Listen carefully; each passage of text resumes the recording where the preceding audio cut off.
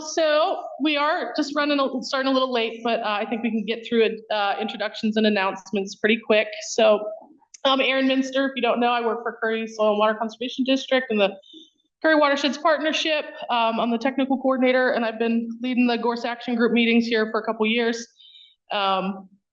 Today we have a presenter, Scott Leavengood from OSU. Scott, you want to say hello and introduce yourself a little bit? Yeah, so good morning, everyone. I'm Scott Leavengood. I'm with the Oregon State University Extension Service. I'm the director of the Wood Innovation Center at OSU. So I work with Norma Klein after years. We're both in the forestry extension program. I'm the wood products extension person. And I'll be talking a bit about Gorse, the products that we've made. Glad to be here. Okay, who else we have? Hi, I'm Courtney. I'm the South Coast Right to Lead for the Oregon Central Wildlife Refuge stationed out of Van Marsh. And I'm Alex Cook. I'm the refuge manager of Van Marsh National Wildlife. Hi, I'm Norma Klein. I'm the extension forester for Leavengood counties, and I work with Scott. Hey, it's Chris Sumner. I'm about limits.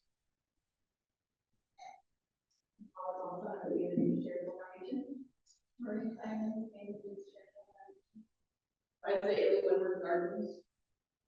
Tree for us, the Oregon Department of Agriculture and Noxious Weed Program. So that's we deliver the partner traditional program. Very Jake Robinson, our contractor, responsible for aquaculture. Alex Gates, stewardship coordinator of the South Sioux Reserve. Peter Van Assager, Drone Solutions. Jason Carlson, All right, and folks online, you want to go? Glenn, you want to go first? Sure. Hello, Glenn Pedersen, Oregon Department of Transportation. Robin? Robin Harkins, Natural Resources Director for the Coquille Indian Tribe.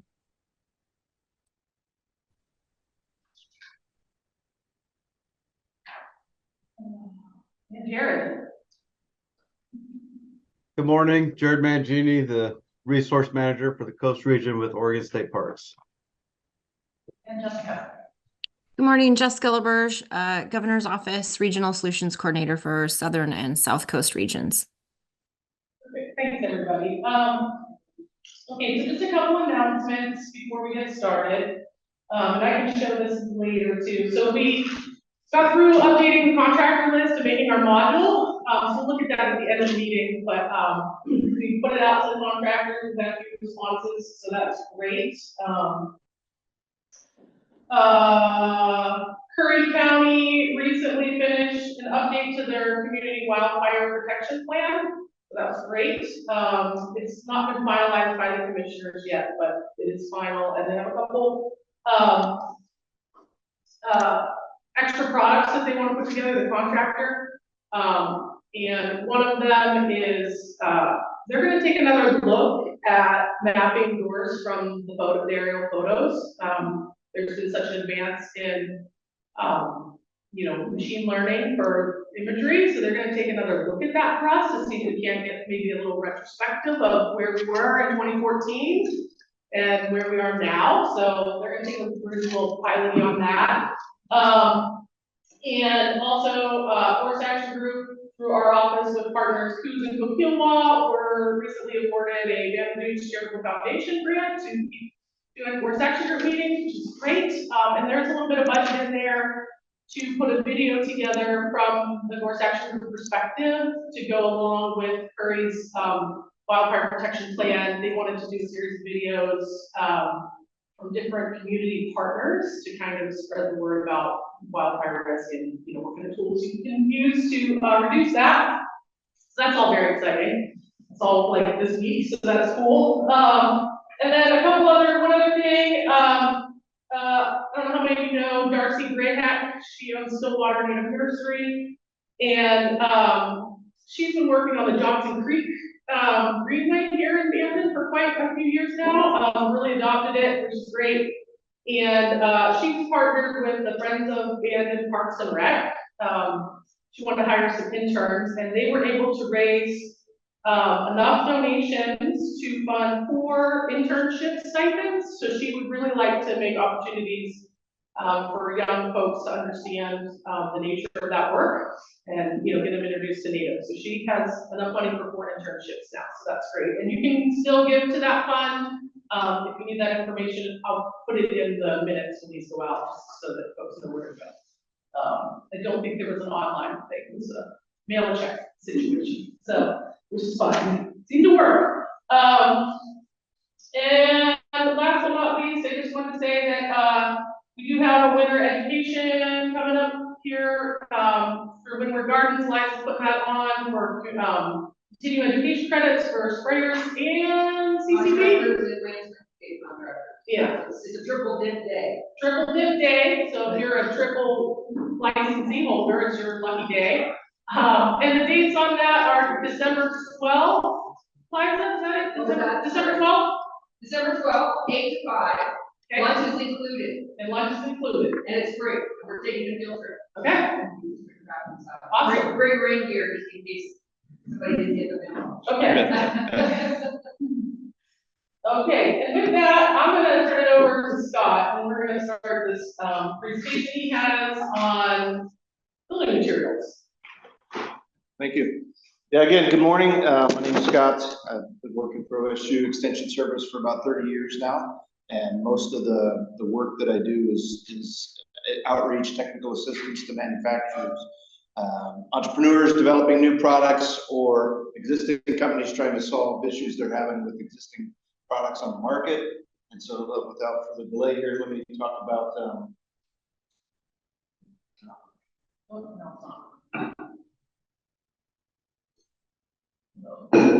Of course. Gorse. Okay. Maybe it was just sleeping. So just to walk you through sort of what I'm going to present here this morning, I'll talk a little bit about the background and inspiration for the work that we've been doing here this year, what we've done and how, and then some of the lessons we've learned from that, and then talk about some of the work in progress.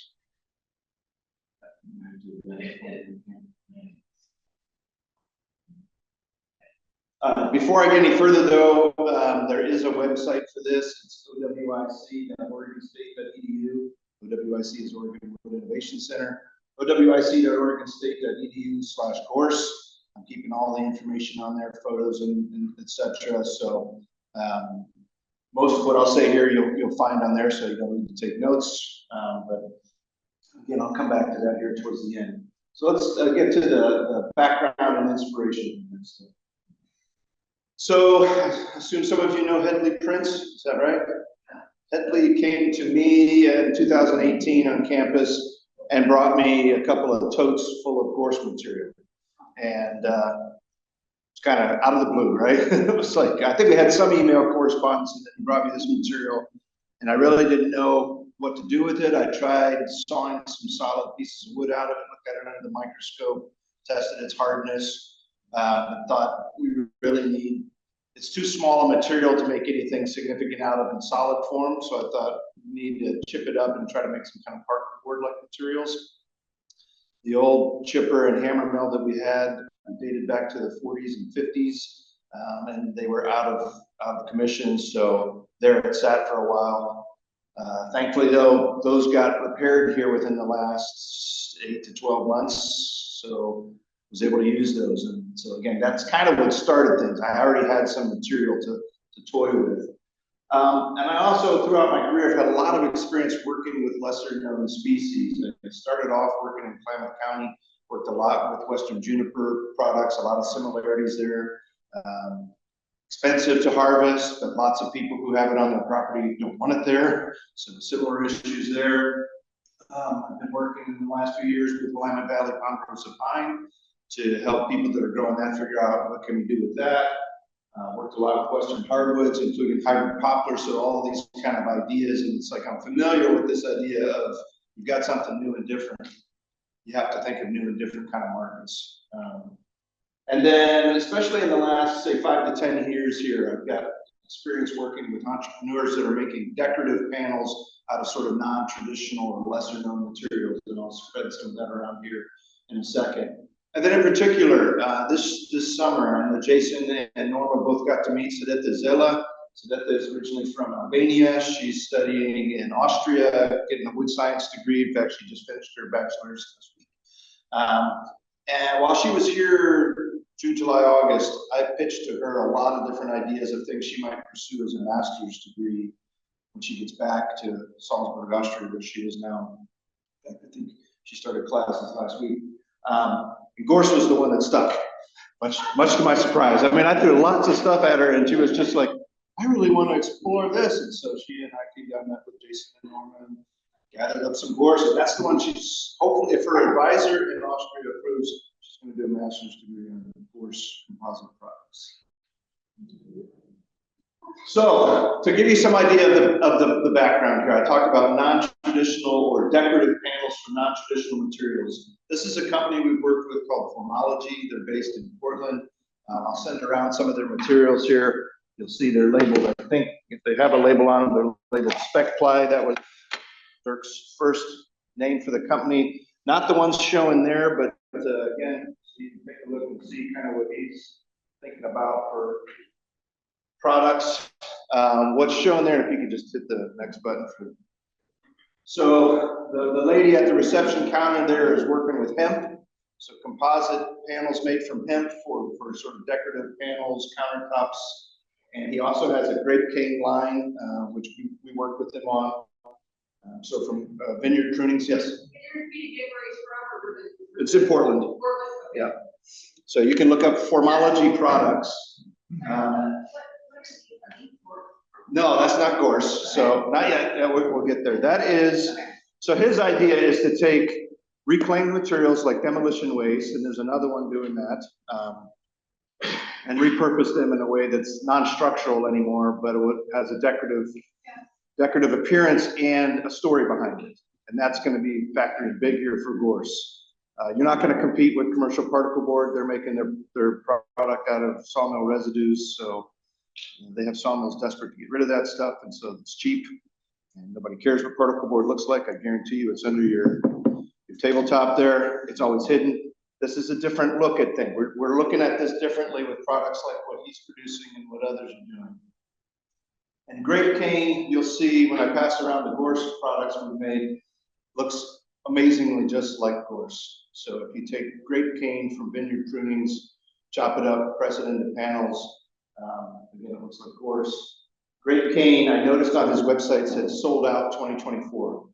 That's good news. I don't know if the hemp is sold out. If you want to click the next one, Aaron. So this is another company we've worked with, and I'll send these around as well. This is a company called Second Story, or Sanctify. They make second story products. You see it looks an awful lot like these companies probably got a little angry with me for giving away their ideas. I didn't give away their ideas, it just happened to happen at the exact same time. I mean, so the plywood version that's being passed around looks exactly like Formology's product, except it's this company, Sanctify. Again, construction and demolition debris being repurposed, saving material from the landfill.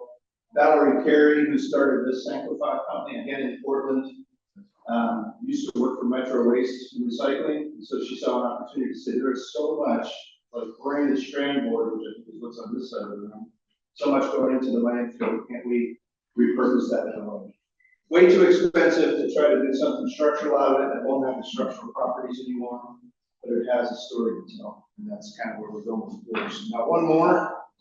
This one's not really on the reclaimed materials, but it has a story to tell. Smith and Fawn Plywood has been making products out of bamboo for a while. They approached us 4 or 5 years ago and said, can we make products out of sugar palm? All I knew about palm tree material is that if you go to the coast and see a palm tree down, it's kind of funky, and I said, I doubt you can make anything useful out of that. It's another stuff as hard as iron. Seriously. So sugar palm from Malaysia and northern India, pressed into panels. And this is a solid piece right here. And you can look and see just how different it is from the interior of the palm tree to the exterior. 2,400 pounds of hardness here, which is how we measure Jonka hardness for flooring. On this side, towards the outside of the palm tree, and on this side, 1,075, so a drop of over 1,000 pounds of hardness going from, so they have to orient it properly. Careful with these and this one as well, some of the edges got some slivers on them, and the stuff is Is that June? Palm? sugar palm. They call it. The word on the name of that. Oh, Dura, Oh, Dura. D-U-R-A, Dura palm, yeah. Dura palm, so again, this idea of materials with a story, non-traditional materials, it's gonna be used in a different application, it's probably not gonna, this guy's not gonna go head to head with, I'm gonna compete with the red oak flooring marker or the maple flooring marker. No, man, they're huge, yeah. Are these full Oregon-based companies? The two are, the first two, Sankofa and Formology are Portland, Durapalm, Smith and Palm is in the San Francisco. And he's a guy with deep connections down all over Asia. Right, the second one's called like. Sankofa, S-A-N-K-O-F-A. Welcome. All right. So now to the story about Gorse. So let's talk about what we have done and how. So I'll just do this with pictures here. So there you see us about August 5th or 6th, I think we came down. That with Jason, went out to the coast. Sedete is there in the blue sweatshirt, and a guy named Derek Mugiru from Uganda was also one of our summer interns. I think both of them were absolutely baffled by what they saw. I don't think Derek had traveled much in his life aside from us, first time he's been outside of Uganda, so we just freaked him out. Taking him all over Oregon, and what is this stuff? But anyway, we collected a bunch of material here. Collected a bunch of material, threw it in the back of the pickup truck, hauled it back to campus. There's Sedete, chopping it up into pieces that will fit in our recently repaired chipping machine, which is what she's feeding there. So feeding about, it's essentially like a landscape chipper, but it's much, much smaller. About 2 foot diameter, big steel head there, right there. So she's just feeding the pieces in. Then again, one more. That's what it looked like we were done. We wound up getting back with about 80 pounds of material once it had been chipped up. And we had foliage as well. We just set that off to the side. So we kept the foliage separate, knowing if we processed foliage, it would just turn into a powder or dust. So we kept the stem wood twigs separate from the foliage. And then here she's feeding it into our hammer mill to break it down further. These chips are really too big. They're about the size of a quarter, maybe, and pretty thick. So too large to do much with. So we hammer mill them further. And then the next one here is screening it. You can't see it in a lot of these pictures, but that's a stack of screens. So we would screen out the very coarse material down to the very fine material, portions in between, so that we have some choice of what we choose to make a panel out of. And the next one here is where I'll send this one around, and actually would be cautious here. We did make a panel out of foliage, and that's what it looks like here. So you see here, we measure out adhesive, spray the adhesive on the material. We have a measured amount, so we know how much density we're targeting. So it's about a 12-inch by 12-inch panel with adhesive on it. She's formed it into a mat, and you can see how thick it is there. Then it comes out about a 1/2 inch thick, so heavily densified. Puts it in a hot press here for about 5 minutes, and then you have this finished panel with the rough edges. And again, I'll send that around, and those of you who work with Gorse know it has thorns. Yeah. Turns out the foliage panels can still poke you. So every time we tried to handle it, she would grab it off the table and go, damn it. I said, oh, is it hot? She said, yes. And I think it managed to poke her through her rubber gloves while she was pressing it down, intensifying it there. Okay, so now we've got our panels. We trimmed off the rough edges, so we've got them squared up. And then the rest we did next. Erin is hitting advantage. It's just not cooperating. So the image you see on the left is it's called an internal bond test. You take a 2-inch by 2-inch square. You use hot melt glue to put metal blocks on the top and bottom of it, and then you pull it apart in a standard testing machine. You have this recorded if you want to see it. So it's just this little tiny piece in here that we're pulling apart. That's just a measure of how well this stuff is bonded. And that's what we're doing essentially is testing to standards used in industry. So if somebody says, how dense is this stuff? What kind of pressure did you use? What kind of glue? How much glue did you use? And what's its internal bond, for example. The next one in the middle there is water absorption thickness swell. So we actually made some pine panels as well, so we have some point of reference to see how they held up. I think at least one of the pine panels essentially turned to oatmeal overnight and sank to the bottom of the tank and had no integrity whatsoever. The Gorse held up fine, so it sat underwater for 24 hours. And then we measured the thickness and the weight of it to see how much water absorbed and how much swell thickness. Again, just these are standard properties that they report for particle board and fiberboard. So we have to have some point of comparison. And then lastly here is hardness. And this, I passed around the palm that you saw. This is Sankofa's product, not Gorse, but that little tip there is about the size of the tip of my pinky. And you embed that up to the collar and record pounds of force, so it's embedded. So if you ever heard of jank hardness for flooring, oak is about 1,300 pounds. That's where that data comes from. All right, what we've learned so far. I see pretty good potential market for decorative wall panels or countertops, tabletops, particularly when, so we use two different resins. We use phenol formaldehyde resin, which is a good exterior resin, as well as isocyanate resin.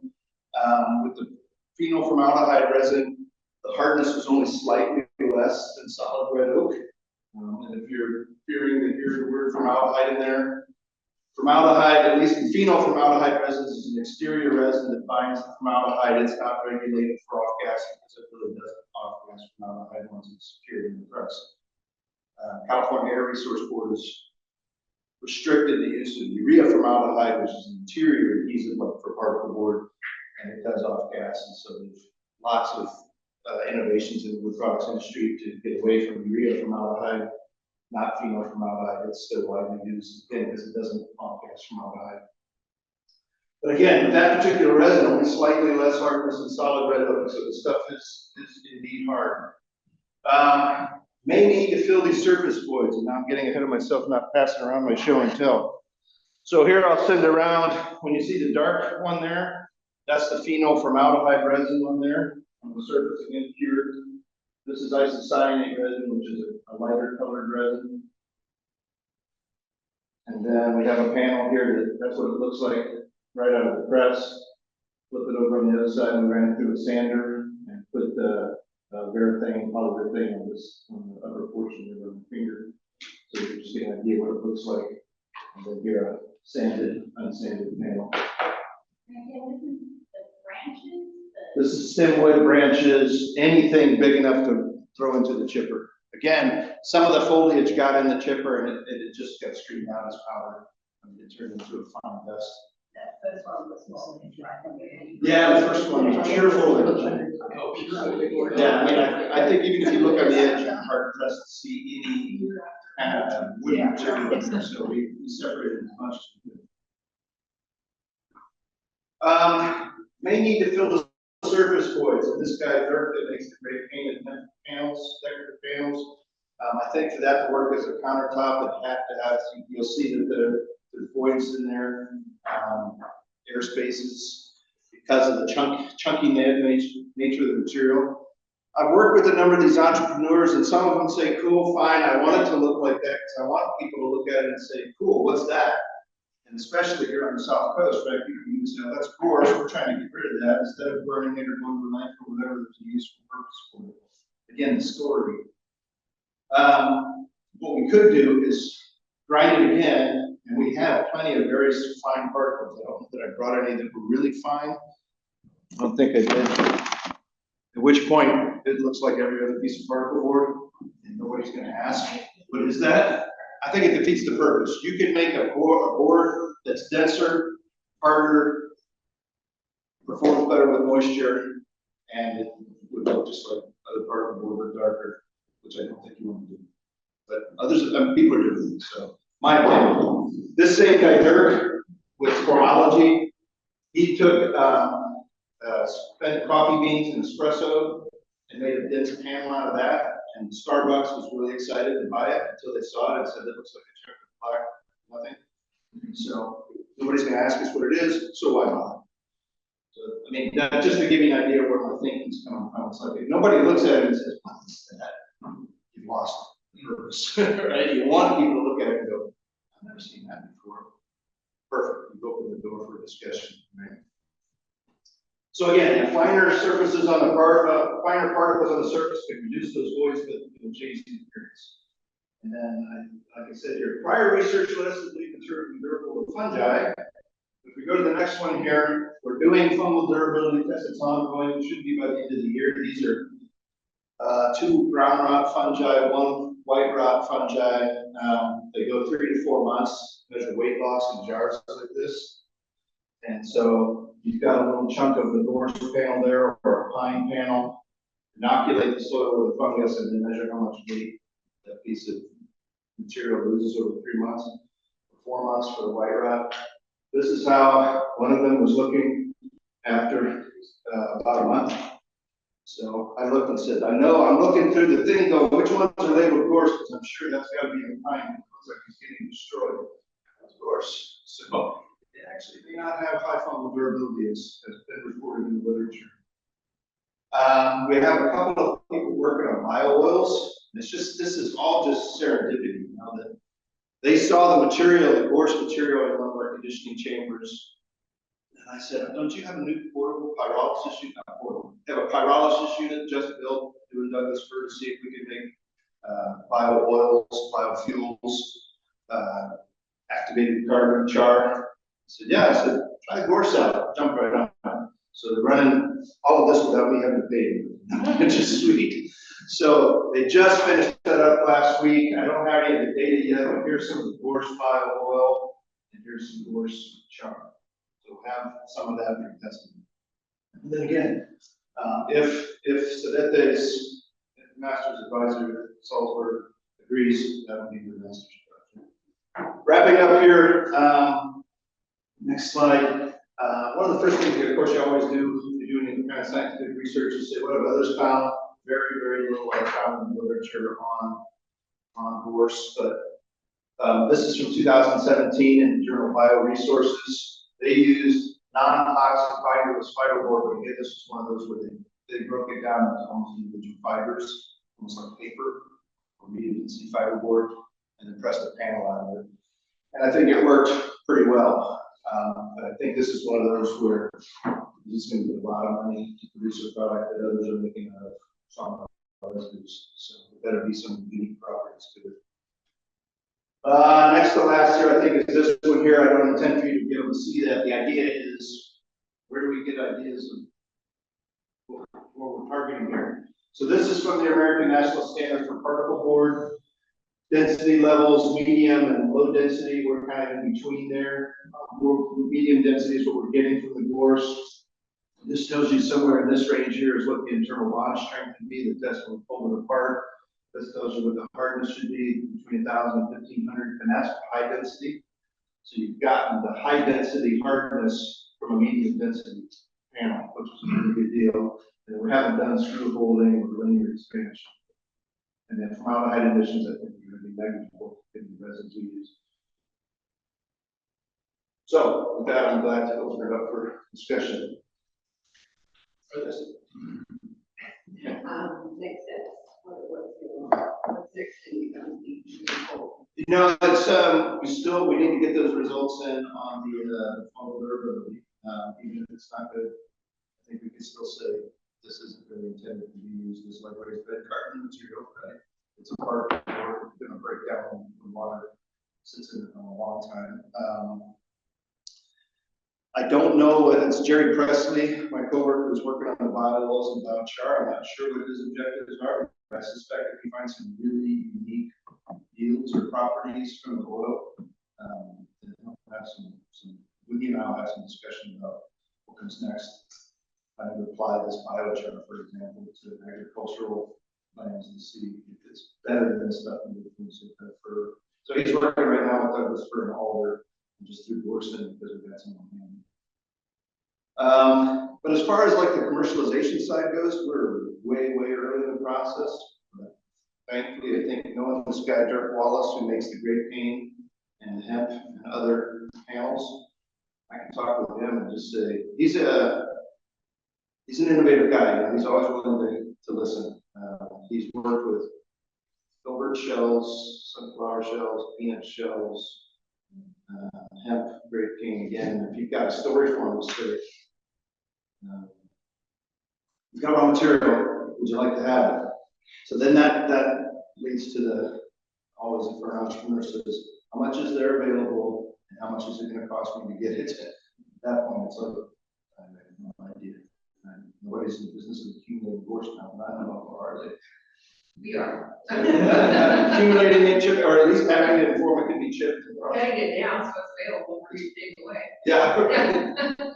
Some kind of system built to, yeah. I mean, when I think back to like what we learned with juniper, Western juniper wood has some really unique properties. It's the same as like Eastern red cedar, which is also a juniper. Aromatic, highly durable, but immediately it made the industry in Eastern Oregon say, we're used to felling pines, we're used to felling Douglas fir. How do you fell a juniper tree that has limbs all over the ground? So immediately they have to go, we need a different harvesting system. Same here. What does the harvest system look like to accumulate this in quantities that can be hauled away and free of, preferably free of dirt? So we have plenty of soil in ours, and I just threw the chipper anyway, and I'll hear about that later when we have to do the knives again. Yeah, you got some sandy soil in there. Yeah. That's part of the problem, the sandy, that's probably more great for your chipper. I'm sure. Is there any concern about flammability of it, like a building material, like most people be afraid that it'll, not use it in the kitchen or not use it in the living space? No, that's a great question. In fact, I forgot to mention, I don't know if I even took a picture of this, that they did. She asked that question, so we made two little pieces about the size of this. In fact, I think that's probably why we cut one this size. We've got a little apparatus that we can rotate these over a bench Bunsen burner. So we had a piece of pine particle board and a piece of gorse, not the foliage. No, we did foliage as well as stem wood. They weren't about the same. Very unscientific, really, because you want to have flame spread ratings and how much temperature, etc. But for what we have, we don't have fire testing capabilities, but it should definitely be tested. Yeah. And I didn't mention this, but I don't think we can make foliage just falls apart in water. It's just not dense enough. As dense as that is. When you were talking stem, using the stems for the chipping, what sizes are you using? I think we went up to, in fact, I left some of it unchipped and I can spin this around. This is some of the stuff that we threw in the chipper and it kicked it back out at us. Yeah, but I said, I better hang on to some of that. So I've got some examples. We've got wood ananas as well. So we went in up to probably 2 inches. If we got bigger than that, I think we'd probably have to bandsaw it down smaller and get in our chipper. But I wonder what a landscape chipper would do. Throw it in a landscaper's chipper, and then to the hammer mill that really brings it down to the small particles that you can get with the hammer. You're gonna have way too many void spaces if you try to use just chip material. You wouldn't get good contact pressure for the heat. Did you find that there was like an optimum size, like 1 inch diameter versus 2? I mean, as far as its volume per paint and butt. Yeah, it didn't really matter what we threw the chipper, it handled it, came out all kinds of different sizes and shapes. It's the hammer one that does the finishing touches, and it's just got a series of rotating fingers like this that just cycle around and feed stuff into submission. And you have a choice of screens you can put in there, how big the screen size is. The funny thing is, we had a 3 millimeter screen, and if you look at this panel, lots of stuff bigger than that came out. So I think it just gives up at some point and just sends it up to shoot. So at what point in the process would it be, like, would you separate out the vines, the twigs and everything from the stem that you're going to try to chip? Would that be done? Do you think that would be done best like in the field versus just grabbing gorse and throwing it into a container and get it out of here versus grinding it on site? I mean, a lot of the gorse work is done with mastication. So actually like grinding it on site and just go through to, with a rake and pick it up and take it out. Yeah, so it probably, I mean, if there's another phase to this, it might be to just do whole plant, landscape chipper, blow it into a pan, and then we chip and screen that further. I think, my thought was, let's get the foliage separated and then just throw stem and twig wood in there. But again, that's foliage is going to break into such a fine particle, it's going to break down and screen out anyway. So we still have quite a bit of stuff that's like talcum powder consistency. Don't try to make any particle manufacturers don't try to make panels out of that either. It just soaks up way too much glue and falls apart anyway. But we had like 5 size fractions, really coarse, that we ran again because they were too big. And that was like 10% of the yield or something, was really low. And then we had size 2, 3, and 4, which were somewhere in between, and then the fine talcum powder. We used all the 2, 3, and 4 stuff. And just stir it and mix it together. You can alter the look of your panel by screening out different sizes. What particle board manufacturers do is take the finer particles, put them on the surfaces because you want a smooth surface, put stuff like this on, and we pour stuff in the middle. So we tried to make some 3-layer panels like that too, but again, they come out looking uninteresting. I think it would be key to be able to, I mean, the way it spreads and it's constantly growing out like big patches and stuff like that. If you can go from like, you know, this size all the way up to like this size, somehow be able to process all of that without having to like parse out each size and everything, that would be key because, you know, there's huge discrepancies in the outer edge to what's going on in the middle. If you're gonna get in there as a contractor, you're gonna want to do the whole thing.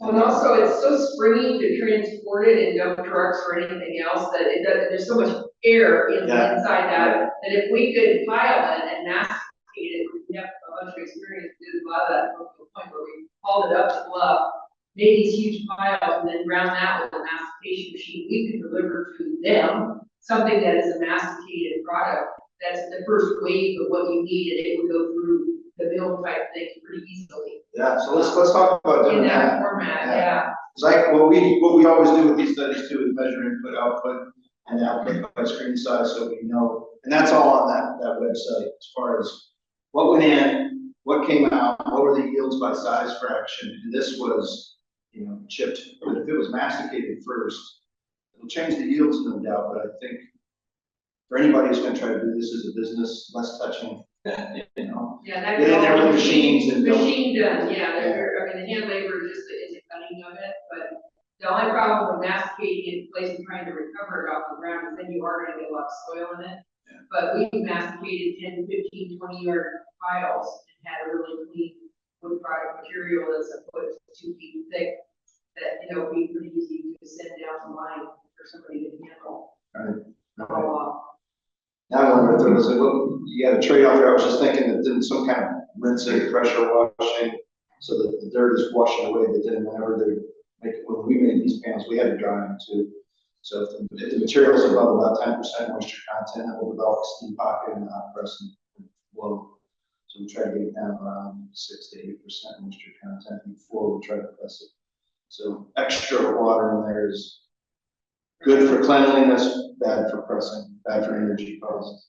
You get an excavator to shake it, that's about as good as you're gonna get. We did pretty well just handling it, moving it around. I realized the whole tarp that the pictures that they were standing on was covered with dirt and soil by the time she was done. That's stuff we don't have to deal with now, it's already off. Yeah, some of it, the Gorse grows particularly near the sand. The sand is in the Gorse stems itself. So the folks, the contractors and their saws, they fly through chainsaw saws, because it's actually gets embedded, you know, it's so rough and the sand blows and just gets like stuck in it. So probably doing it on site would be better than sending somebody's real nice, clean, you know, chipper, like in your house. And if you're using gorse that was inland gorse too, like if you're doing a donut hole, you have less problem. Yeah. On beach slopes. Yeah. In terms of that, so if you're trying to harvest it, you can do a different job. And also would be on the cultural site, with potential for doing walking. Yeah. Yeah. Are you seeing any growth out of the panels at all?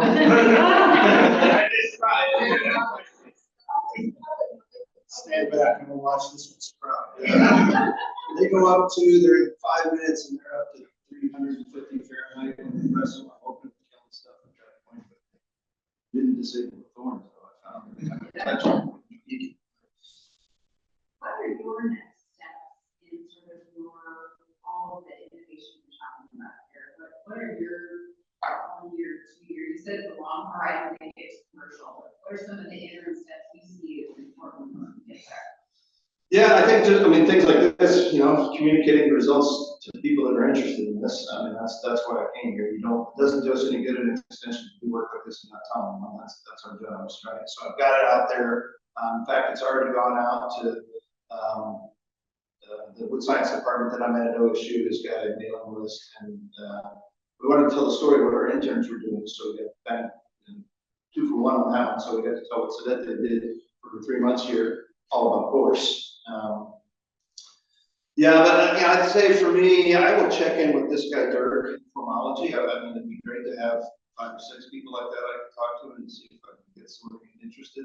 He's really the only one I can think of though that's commercially making a product now. So, but it's helpful to just be able to check in with him and say, hey, you're interested in looking into this, and if so, what are your questions? What are your goals? What would you want to see? Send him sample products so he can check it out. Again, the fact that if you go to, in fact, the last I looked for ologyproducts.com, I went to the hemp screen, the picture I grabbed for the presentation, it's a grape cane out of stock. And I looked last week and the grape cane's not even there.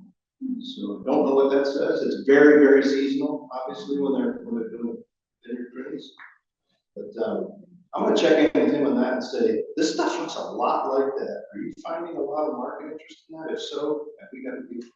Yeah. So, I forgot this guy's name already, with the business up in Portland. At what stage does he get his material? Can he take raw Gorse and play with it? Or does he get it are you guys giving him pre-shredded, pre-chip stuff to mess around with? You know, at this point, everything other than, let's see, sunflower shells, he brought us sunflower shells and we pressed panels for him.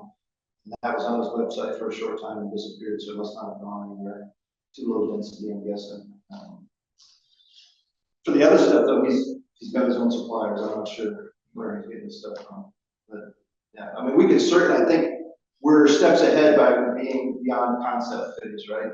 To be able to send them something and say, here's what it looks like, here's what the data on it is, and now he's going, all right, that sounds comparable to grape cane, except for these areas, maybe a little more resin, maybe some sort of surface filler so it has a smooth surface without those voids. Do any entrepreneurs, so unlike all those ag byproducts, those are going to keep coming. But the goal is to get rid of Gorse. What happens when we get rid of all the Gorse and turn it into plywood? Yeah. And people want Gorse products. Yeah. Never But you're young yet, but not for us. It's a global issue. It's maybe the industry shifts around. It's funny to say that because I think within the first month I was on the job here in Leavengood County, we went to Missouri to see some red cedar production to see what we could learn there for Western juniper. Smaller tree, but same genes. It's juniperous. Similar kind of markets and stuff. And there's a room like this, and somebody asked that very same question. And there was this rancher, probably in his early 90s, he stood up and said, I defy you to kill it. Working my whole life. So, I think the person who asked the question said, are you planting? We've got this industry. Are you planting? Everyone erupted and laughed. Yes, and that means no. I didn't think he was too much serious. It's like, yeah, there's little hills everywhere that you see stuff like that. It just becomes more valuable because it's rare. Yeah, Everyone's gonna want it in their yard. You don't get the antique Gorse panel in your house, like, this is folks. That could actually be something you ran into. We ran into that with juniper. Uh-huh. We're going, I heard that there's juniper products on the market now. Rather than cutting down my logs and letting them all away, I'm thinking some stumpage value for this. It still has some value, too much cost in making products out of it. Since you're already putting Gorse through a hammer mill and getting it down to size, anybody playing around with heating pellets? Not that I know of, we don't have pelletizing capabilities. I don't know where it has. I mean, we'll find somebody with a pilot, I don't know, for example, to do. Typically, what works best for pellets is something resinous, like a spur that can naturally bind. You know, I don't know if this stuff is resinous or if it would pelletize, but it's a great idea because so much of what people want is clean burning and high heat, right? You get that from a pure source, just the wood, and that's, right? I mean, you've already got the material like prepped and ready to go, so find somebody with telephone. Yeah. Yeah. It has oils in it, you know, and maybe the fines would be of value because it has oils in it. It is a kind of gummy when you get into the small particles, you know, kind of sticky. Yeah. You know, so I know we work with it, we kind of get, it has oils in it that cause a rash. Okay. Yeah. I think we found some of that too, maybe. Yeah. Have you had the chance to, or are there any potential partners like in Scotland, Ireland, like where this stuff just kind of grows naturally that you might be able to work with to get like insights on manufacturing? Yeah, I mean, I know that, in fact, Jerry Presley, who's the faculty member that's working on the bio oils, he also works with a co-op on utility poles, and that's quite a bit of aroma iron for utility poles. So we're looking into that in Scotland. We've got contacts there. Turns out the picture I showed, that one of the first pictures, that's New Zealand, and big issue there apparently as well. Yeah. So, Yeah, and they're short on trees in Australia and New Zealand, so they probably use recycled material. yeah, I don't know. I've never heard anybody talk about what they're doing there. That article that was, I think it was Chile and Italy were the author, Chilean and Italian authors for that. It's in Chile as well. Are you connected with the U.S. Forest Service? They did a biochar demonstration and study a couple summers ago now. Here. Yeah. Okay. We'll get connected there. Jim Archuleta. Oh, yeah. I've known you. Okay, yeah. They commissioned a. Portable. Yeah, portable, but specific. It's an air curtain burner that they put a, An air curtain burner. yeah, they put a conveyor belt in it, so it's spit out biochar. Okay. So. They brought the machine. Yeah, wasn't it? Yeah. And then basically the air quality concerns DEQ shut it down. The idea was to bring it to the site, have it be portable and go to the site, and as it was being handled once, it would go into the air curtain burner and result as char that would come out and improve soil. That was the concept, but the DEQ wasn't happy with burn. Yeah, I'm not sure. They might have some study information on charcoal problems. Sure. Yeah. Any issues? It seems like they can engineer that as well. I'm learning from the guy that's doing biochar. He said, well, we did it at 500 C or whatever, which is 900 degrees Fahrenheit or something, but restricted oxygen. But we've got very small quantities of it now, but it makes me think we should check in with our bag to say, hey, we want to do some studies on biochar. We've got Douglas fir biochar produced 3 different ways. We did Gorse 3 different ways. We did red alder. See what the properties are out. So We could put a plant here for it and eliminate the transportation of the seed materials anywhere. So that's been our big concern about moving it, is even if you masticate it, it's inherent that of seed in there. So we're removing it across the state and around the state. right. So if we could get some kind of a unit or a system that's down here where that process happened initially, would do a lot for not, I mean, and it's tough to manage in its raw form. It's very springy and, you know, so if we had a central area, we certainly have enough county and state land, and I mean, Curry County 66% public ownership. So somebody would be able to house that, you know, and put it on a piece of property or whatever for a period of time. If somebody wanted to do that, but transporting it is a nightmare in the raw form. Yeah, we can just put it in the back of the pickup here. It was like, well, we've got 80 pounds in there. It feels like the truck's full. Yeah. How is that possible? And the seeds are microscopic, so they're gonna go with you wherever it goes, in the back, pickup or whatever. Also, then unofficially, we did them all out of the county. Yeah. It does make me wonder though, that if something's scaled up, all of a sudden it becomes like a sudden note that 14 cents, like, hold on. Yeah. Are we actually moving? Yeah, so we can get it past the phase where it was a containerized, you know, thing that had the seed and everything, and we had a processing area here. Yeah. To make that more palatable for the transportation. I don't know if you've noticed from the pictures that Sedete was wearing a pepper irritant. That was just for dust. And then people came in and saw that and were like, what are you handling that I can't come in on my nose? She's just tired of getting dust up her nose and her eyes. But yeah, so you have people wearing hazmat suits to handle peppers. Sorry, one more question. Certainly. Is there anything else that this group can do?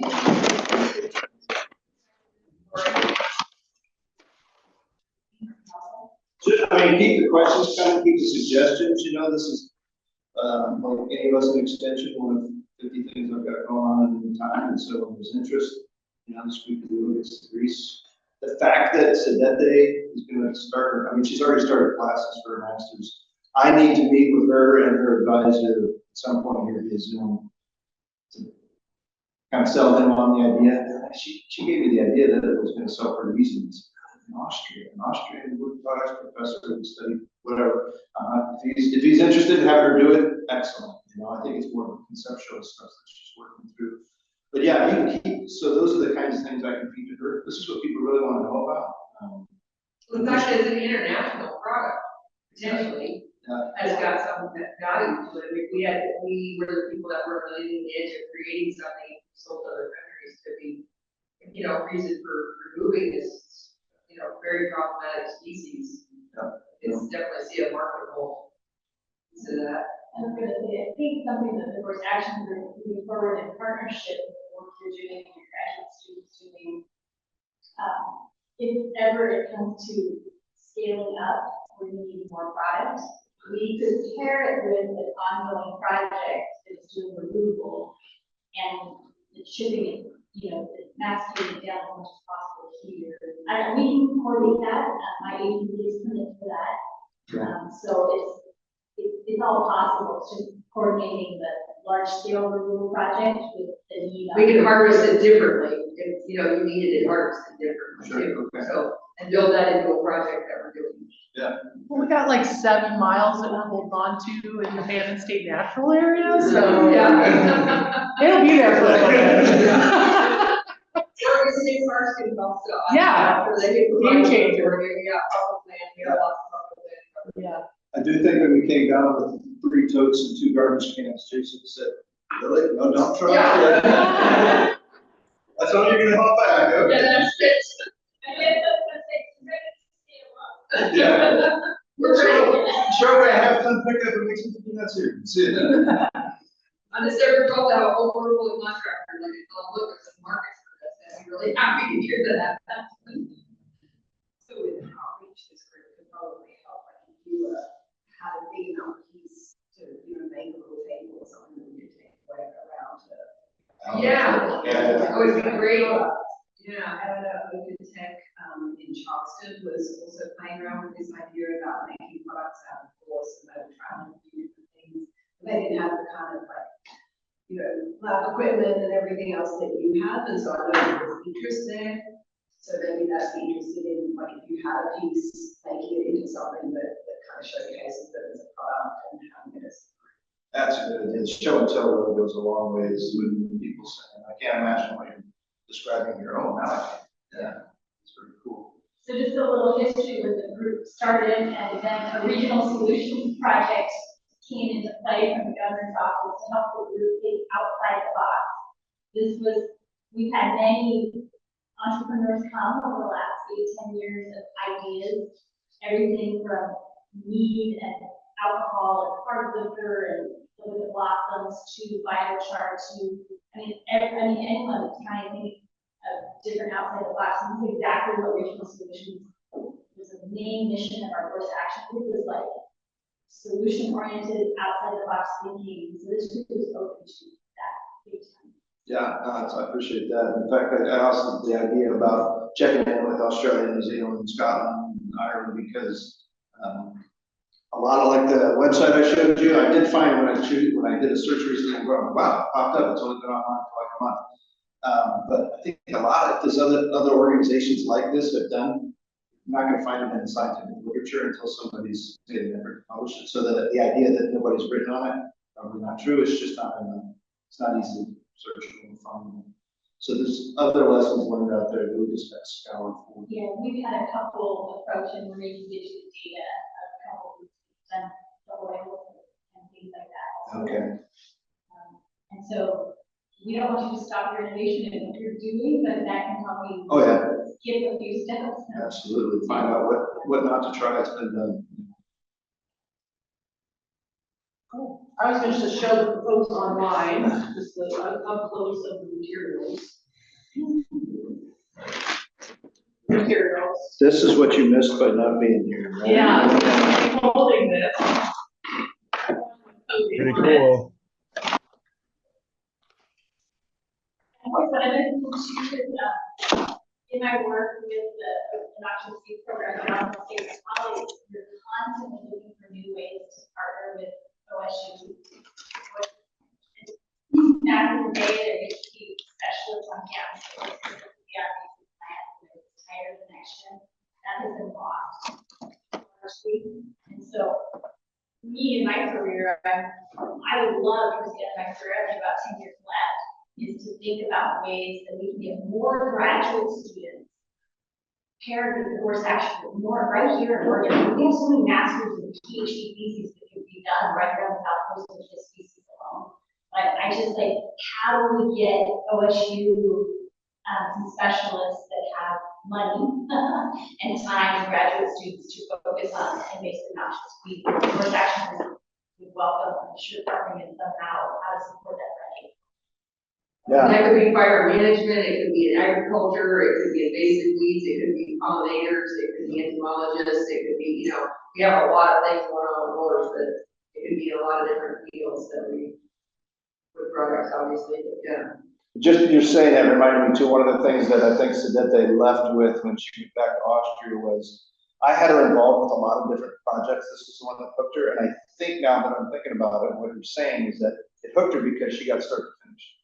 She got to be here, collect the material, take it back, and all the work herself, made the panels, tested the panels. So all too often in our field, it's like material shows up, we make stuff, we taste stuff. We don't really have a connection to where it came from because it came to us. So she was pretty excited to be able to start to finish. And then these other graduate students, we'll give you the chainsaw, right? And you can take it from there.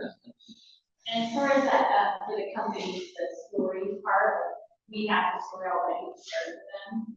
We even have lore, but Gorse monsters. We have all kinds of stories that have already been created with marketing and growth actions. So we have stories. Is that part of our History, and Yeah. it's positive and it's negative, what it's done for. Yeah. Norma, you said something about there was a, I forget, it was a local brewery or something that might have interest. Comment. Oh, yeah, there's a little cider place that has a Gorse cider. I thought that, and maybe they would want a countertop. So that might be our limits on our, we have a 3 foot by 3 foot press, so that's about as big as we can go. If we can make something, even if it's two joined together, as a story piece, right? When you go into the cider place, here's your, so we can cook that one. You know, As a local family who's battled Gorse their entire life. So they're very appreciative. They can be very happy they take a Gorse down. Well, thank you, Scott. That was all.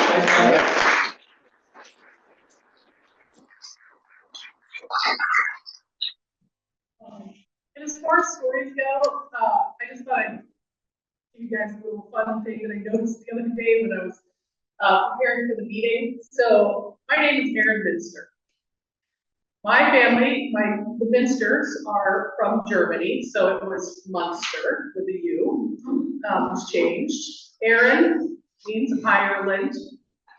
So what I noticed though was, we talked about the Gorse coming from Bandon, Ireland, which is in County Cork, which is in the province of Munster in Ireland. Define province. This is full circle stuff. Who needs Ancestry.com? Exactly. The rest of my Irish ancestry, which is a lot of my ancestry, is from Northern Ireland. So there's just conflict and Gorse. There you are. So Makes you a weed warrior. Yeah, you know, I guess that's why I'm here. Sometimes I wonder why, but now I know. So. That's my destiny, exactly. So, excellent. Okay, so, we're gonna take a networking break, so all of us in the room can talk to each other. Folks online, I'm sorry you're not here, but hopefully you heard all that and it was, you know, informative for you. And we'll come back, here at 10:45 and rejoin and, have a little slideshow, which is fun.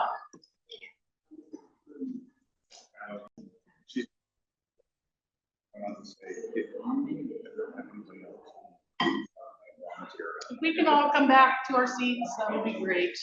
We can even take. I was gonna shoot it. Oh, yeah. We are scratched. We're gonna talk about pellets? We did. We got a lot of ground. If you can get Andrew.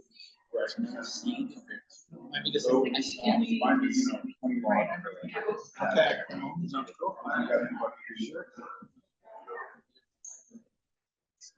So if we get. Right. That might work. Yeah. Eric, you, I know you want to start.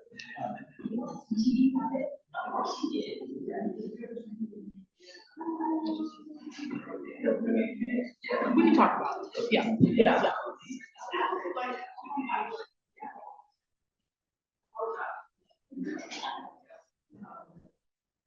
Everybody get the last slide? Great. You want to bring it back? We'll hear more about that. Yeah, it's crazy.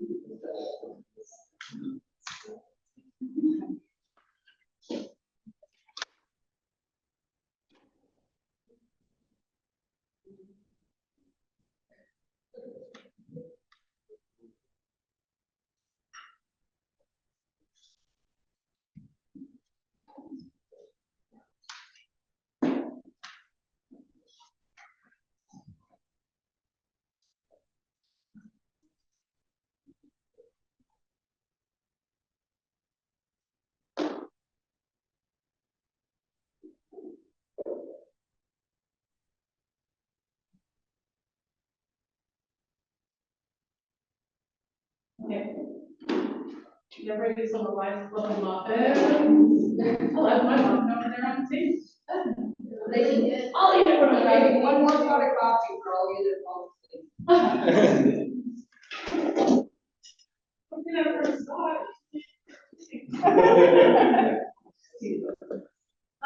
Okay, so welcome back online folks. Also, thanks for your patience. If you're still there. And so I thought I would just go through the contractor model first and then we'll do the solution. So, one of the things, Kara at Law, she very diligently put this together. She took all of our existing materials, outreach materials, and put this together herself. She's their outreach coordinator, and I think she did a great job considering she really didn't know anything about Gorse. So it was kind of cool that she did it because it was from her perspective of picking up what our biggest messages were, and she pretty well nailed it. So, and then we did some hashing out, you know, some edits. But here's the module that we are going to have. We're asking contractors to complete in order to be on our contractor list.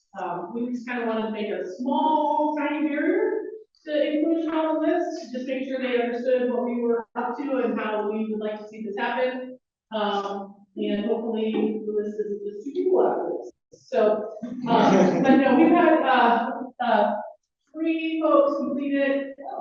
One person was struggling with the tech part, so I haven't heard back from him about what exactly was going on. So we're gonna offer it as a module on the December 12th continuing education, so we built into that, so that education itself will get clear that hurdle in that day, as well as get credits for education.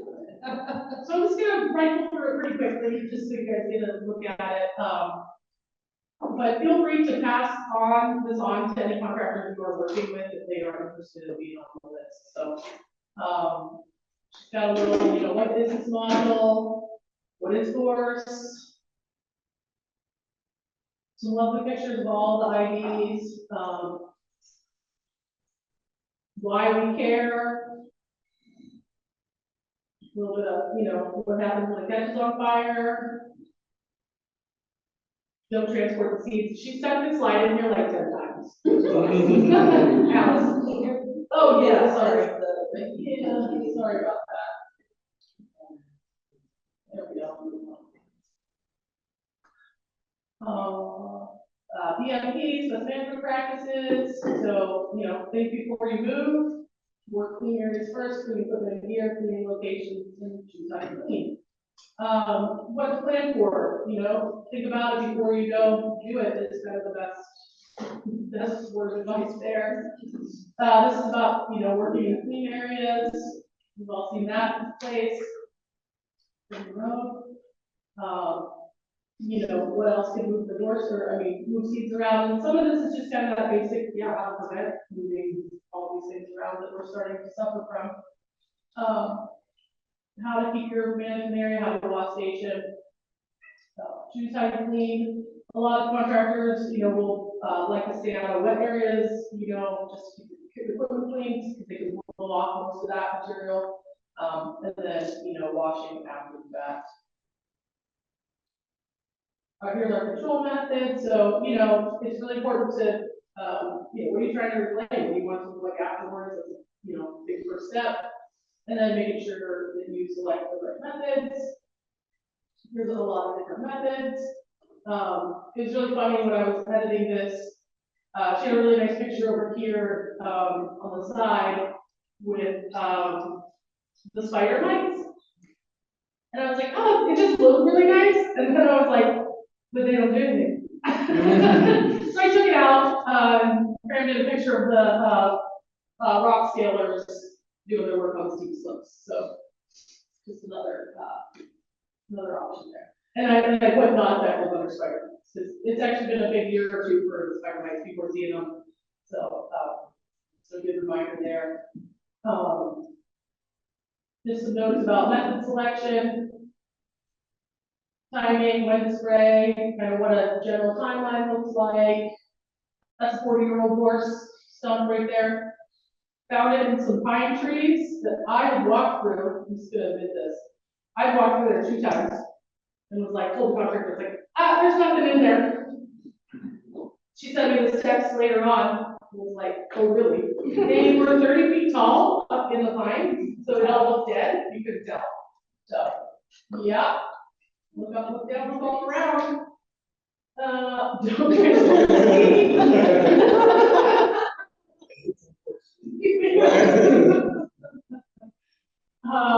yep, so, lots of BMP checklists. Make sure you do your spray reports, use the right herbicide. This is about licensing. Do they take it as after? They do, yeah. There we go, sorry about that. The transport seeds. And then some resources and contacts, mostly push them to the website, but also Gary got on there and Jason, that's all of them. And so then in the conclusion, we have this quiz right here. So this just takes you to the quiz, which is a form that collects not only their business information for the list, but then there's 5 questions here at the bottom. What agency regulates herbicide? Which license you need to work at urban and rural home sites? Which herbicide are we using? And how long should you wait to apply the herbicide after cut stump? And then which herbicide for water, of course, and what's a clean area? And then my favorite one that she stuck in here is which one's not a biocontrol agent? Love it. Good. So then they do that, and it's all collected into do a spreadsheet, and the list looks like this now. Hold on.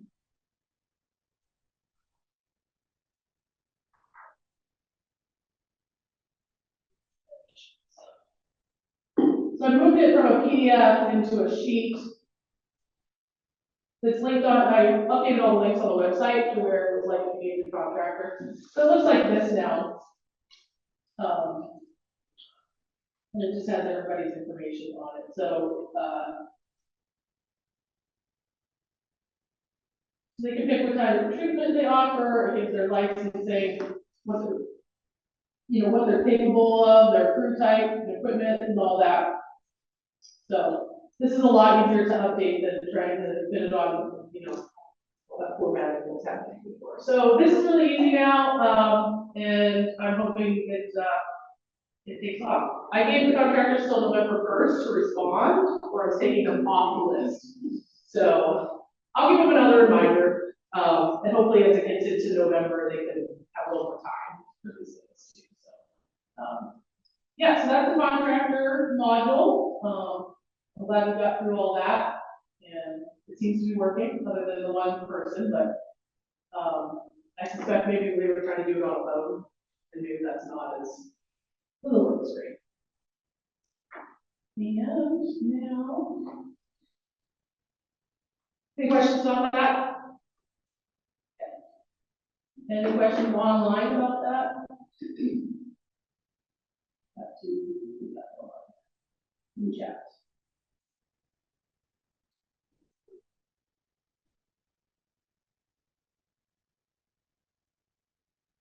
No, that's not. Okay. I lost my controls. It's been a minute since I ran a meeting. This is like struggling. So, here, nobody online has any questions. All right, so it's slideshow time. So people you get to talk again. I don't think you share the screen. They're not. Okay. Thank you, Alice. No, sorry.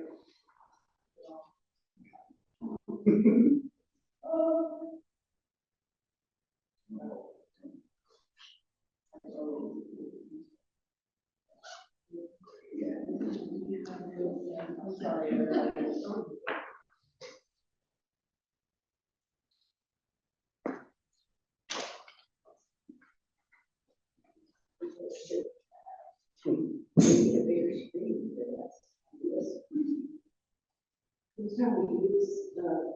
Yeah.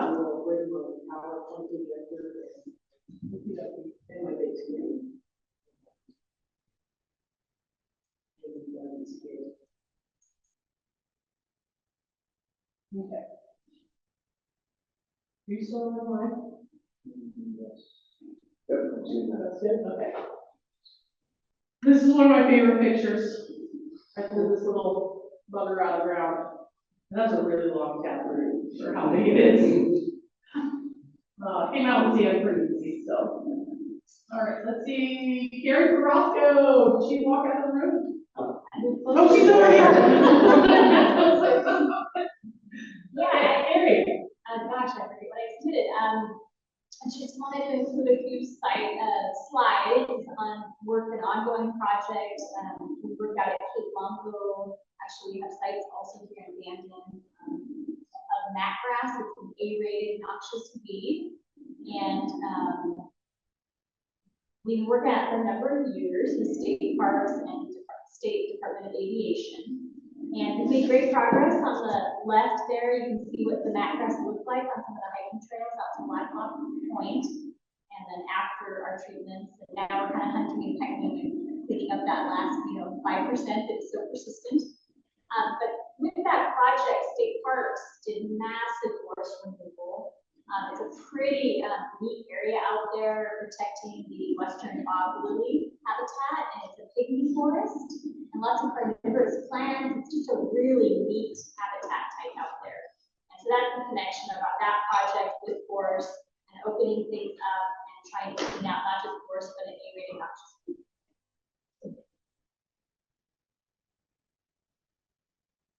And then Joel Price, with our, he's our biocontrol specialist in the state. He goes all over the state, working on all sorts of biocontrol.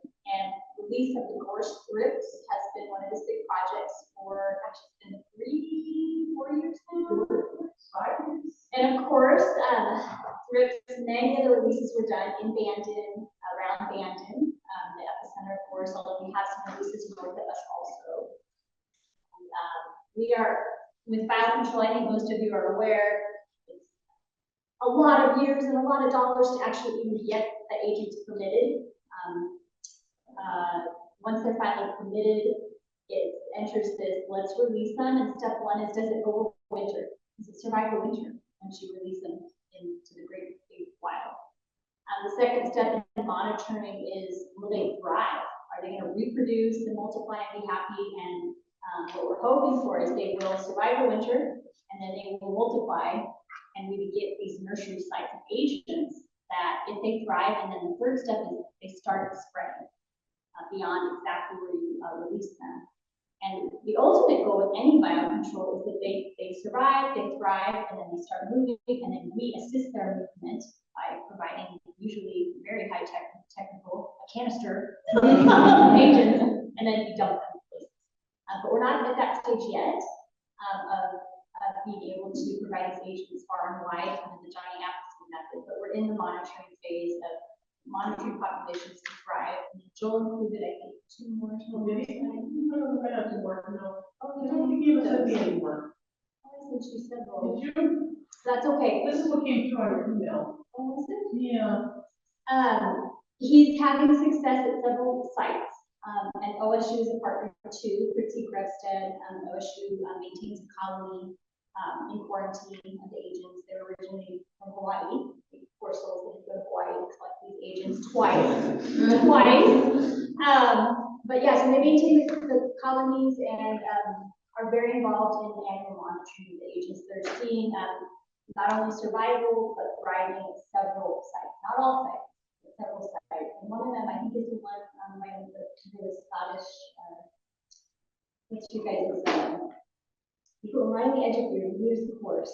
Oh, she Yes. So that's one of the right.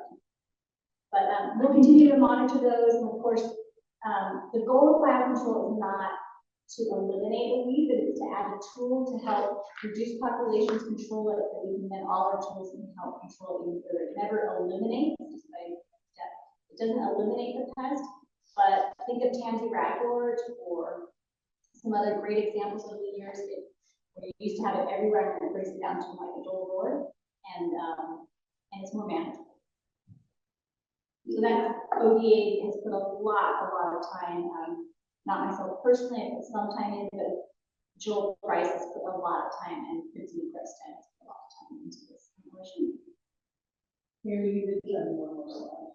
Hey, Carrie, do you know, do you have any ideas about the sites that aren't doing so well? What is it? Those are the ocean, or what's the? No, they're having success, and she can put the slide up here. I think so. What does it say? Yeah, collected thrips this season from Curry and Coos sites, continue to release thrips at new sites. Their populations are slowly building to about 12 release sites now for the whole state. We're still in the first years of slow growth. Full impact is a ways out. And here's some pictures. One of the sites down in your neighborhood, they took the tips, the infested tips, and were able to put them elsewhere. And then we showed the damage, just showing the damage from the agent right there. That's something they're also looking for in the monitoring, is what kind of damage are the agents doing. You know, you see damage in cage, studied indoors, what are they going to do when they're actually out in the wild? You see one more. Yeah, there's one. Oh, okay. So that was kind of Joel's update for the group. Yeah. What are the results you see when it's working really well? Just desiccation? Yeah, like the plants in cage stuff. I've seen pictures that Joel has shared, like lots more of that white damage, where it kind of sucks the juices out.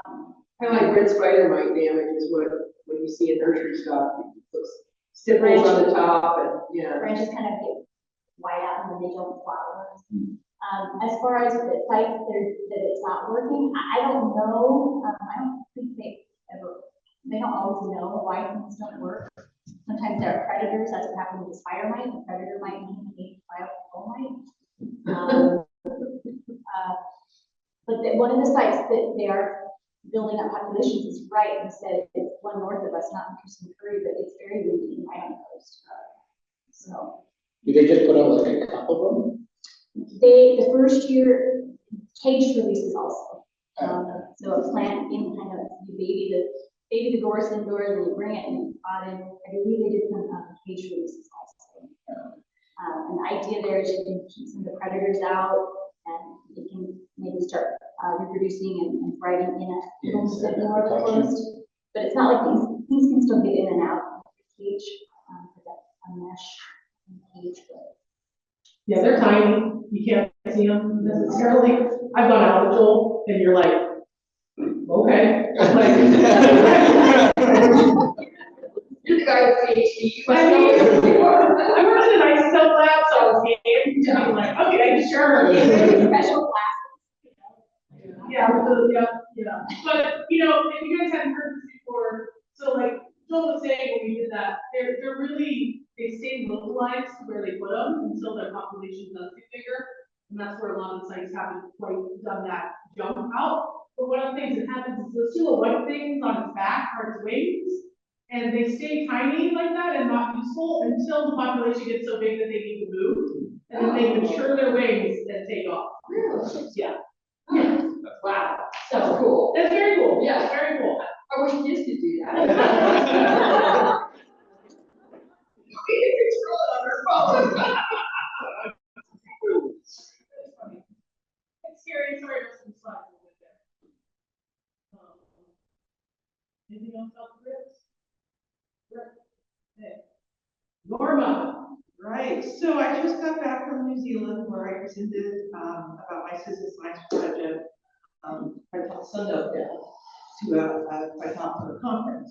And of course, when I was there, I was just absorbing everything I saw. I was just fascinating, never been to New Zealand before.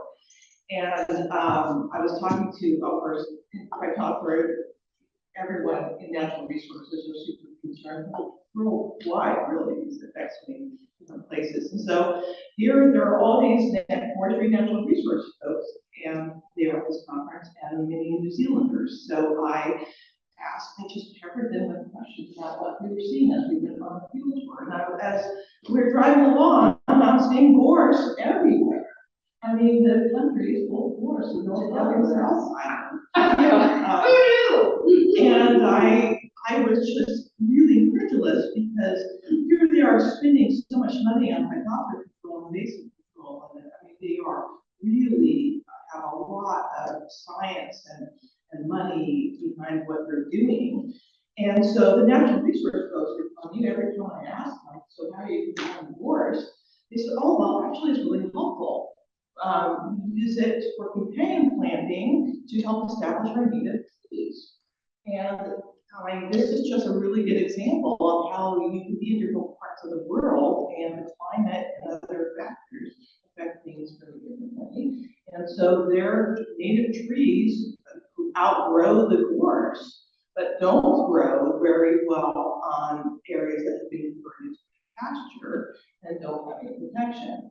And so when the first person told me this, I was like, suspending disbelief a little bit. I need to ask more people.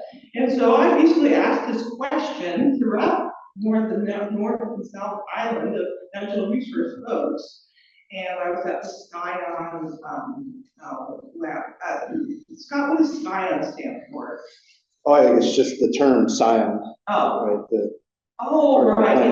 It's their forestry research station. So I ran into lots of researchers there as well. So I'm asking them the same question, and they're telling me the same thing. It's a great companion plant to reestablish native trees.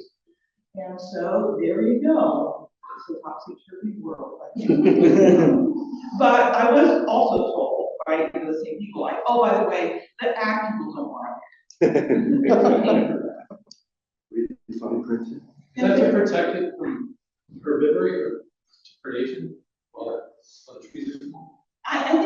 protection versus the nitrogen, producer is producing shade. And Alice, you come from New Zealand, like from Alice's Southern Hemisphere. Do you have any, does that ring true to you?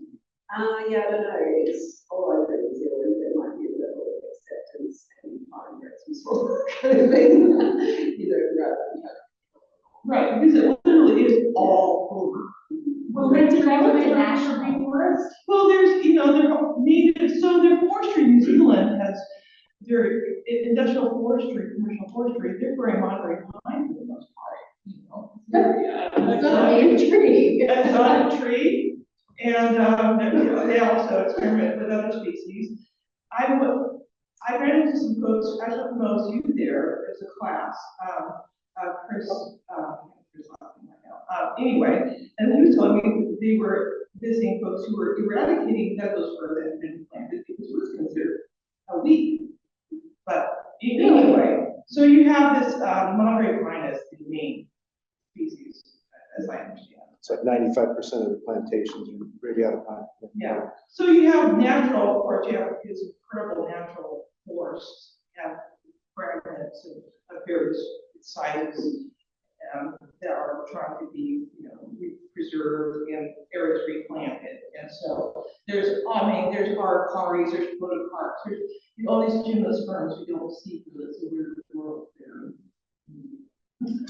Well, they developed a national control plan for Gorse, Right, yeah. which Sherry Lair, the state park, brought in on the first workshop in this area, trying to think about Gorse. And so they had a national control plan, so and everywhere in it is a test, and this is how it's damaging with X, Y, and Z. They put a lot of time and effort in the national control plan. That's only the ag. When you look at those bushfires they had in 2019, or whatever year that was, when we had that massive bushfire thing that went on for months and months, it overlays the Gorse map identically. Like where those fires were and where Gorse is on the island, that's those two on the continent, those two things align perfectly. They also have time invasions in natural areas that will have interrelated Yeah. as well. And yeah, so I think their companion planning theory is working very well. They made themselves a fire, And then you add this, is this Gervada grass that we're seeing? They actually have a native that looks exactly like it, but flowers at the opposite season, and so it's hard to tell them apart except for when they're flowering at the opposite season. And this was in So the they have- spring.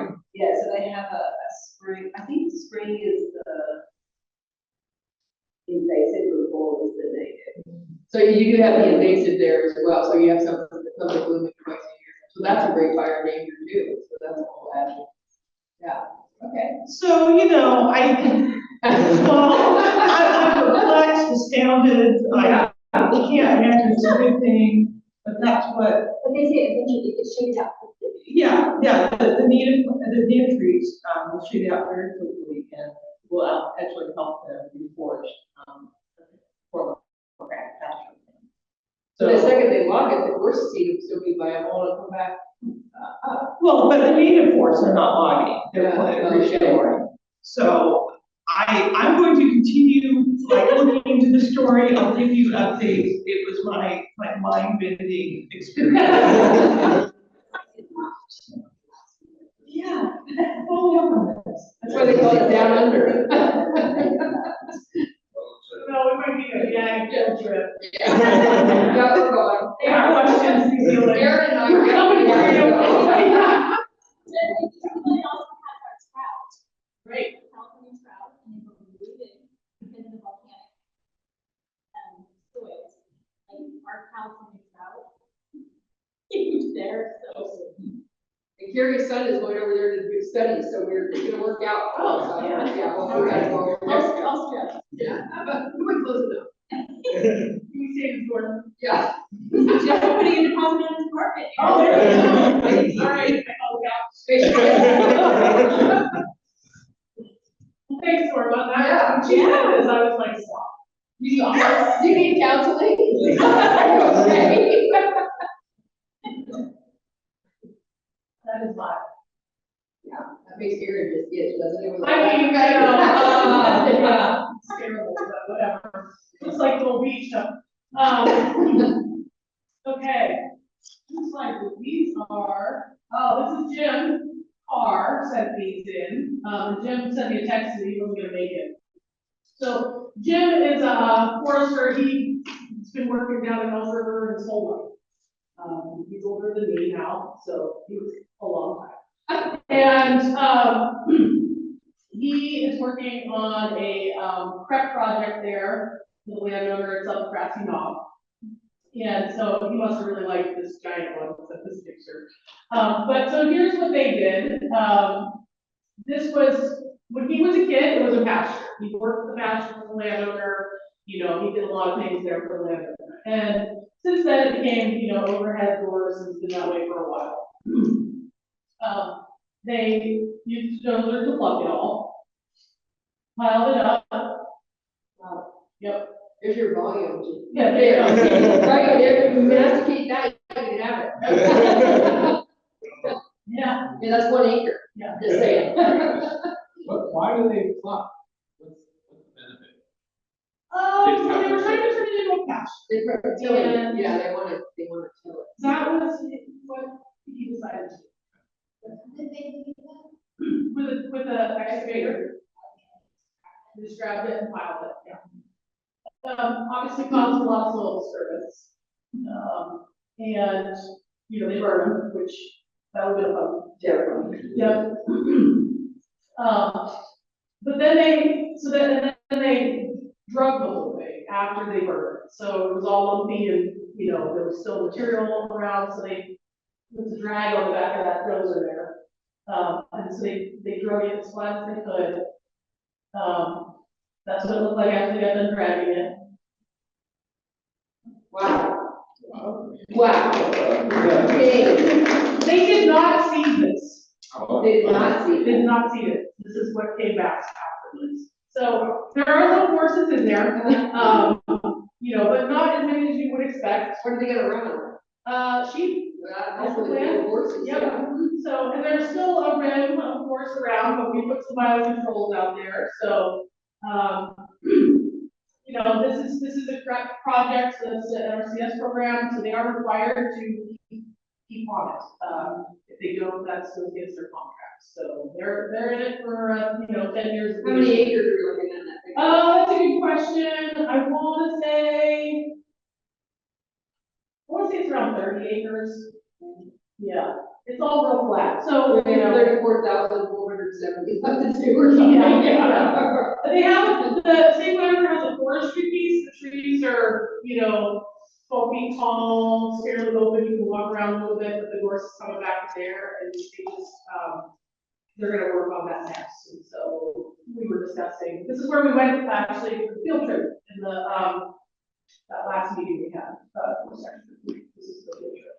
So we went over to the forestry part to talk about what made sense in there, because we've got kinds of trees, and it all looks okay now because the gorse bushes are like manageable, right? But we all know like in another year or not. So whether it was to mow it or hand through it, you know, I'm not sure what they decided on.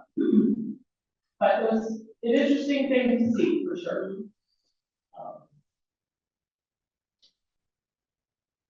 Yep, this is Gorse Island. That way we call. It's a section of kind of uplands in the abandoned market unit, which is the side of west of the refuge. That kind of has the last remaining old growth forest on the refuge. It neighbors a private landowner, so we work with Bourgeois and we go out there together. And each year we just tackle a patch, usually just manually.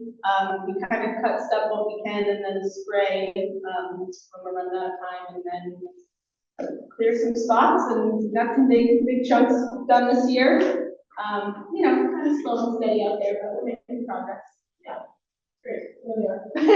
So this is contiguous to Housego? No, this is Moore Mill. Oh, Moore Mill's. Which is great. Moore Mill's been historically pretty good about attacking. Oh, yeah, they've been very good at going. Yeah, they're not a timber company I restaurant. Yeah. So it's really great.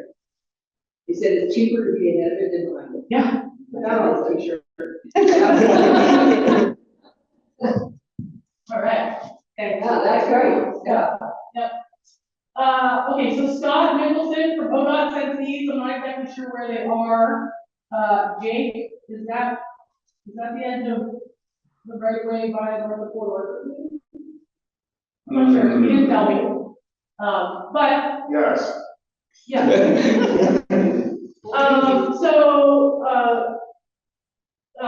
Free Watershed Partnership, like the Soil Water District has a flexible maintenance agreement with ODOT. So we do things for them in the right of way. Swansea Ecological is one of our contractors, so they put in a plan and a permit to, not do a lot of tree clearing in the right of way for the last couple of years. And it's been several years, but the stuff's been creeping up, and so Swansea Ecological Services has been picking up the pieces along that edge and dealing with the private landowners and trying to really make that happen. So I think that's what these pictures. It's all brown right now. Looks good. Yep. James would. They're usually right away that they're being managed, but it grows into the trees all. Yeah, and it's just that line problem. Well, ODOT does a bang up job of controlling veg in their area, but it doesn't, like, they're not targeting gorse, they're not trying to kill gorse, their objective is to control veg, so different objectives. And that the area north of Bandit is ready for spray again, but they've been okay on it, it's just time again for them to go. But they're down to that 20% that they were for 100% on the cultural right away. Yeah. Do you know if they have plans to do that, Liza? I don't know that, but I can shoot an email to Tim. I'm in contact with him about homeless camps, so. Yeah, so, they've been a good partner here as far as us, do work out there. Okay. This is Liza. So this was a Jason and I did, this is a private property owner, the Ratzlaff property, which would be on the right side of that screen. And they own basically the outlet for Johnson Creek, which is where that park that they're talking about that Darcy's managing there. So that's an anadromous fish creek. The owner of that property passed away recently, was given the Lifetime Stewardship Award for Nature Conservancy. He's a really amazing person. They have a 600-acre ranch over in Roseburg. Anything that you want to do to help with that planet, they're on board. So when I said you want to hand-cut your gorse, it's all woven into your willows and haul it out to the end of your street. And I don't know how much it's going to cost or when I'm going to do it. Is that okay? Yes, that's okay. So no questions about what, where, whatever, but what was best for the planet was not to spray a whole bunch of herbicide to try to get as much mass out as we could.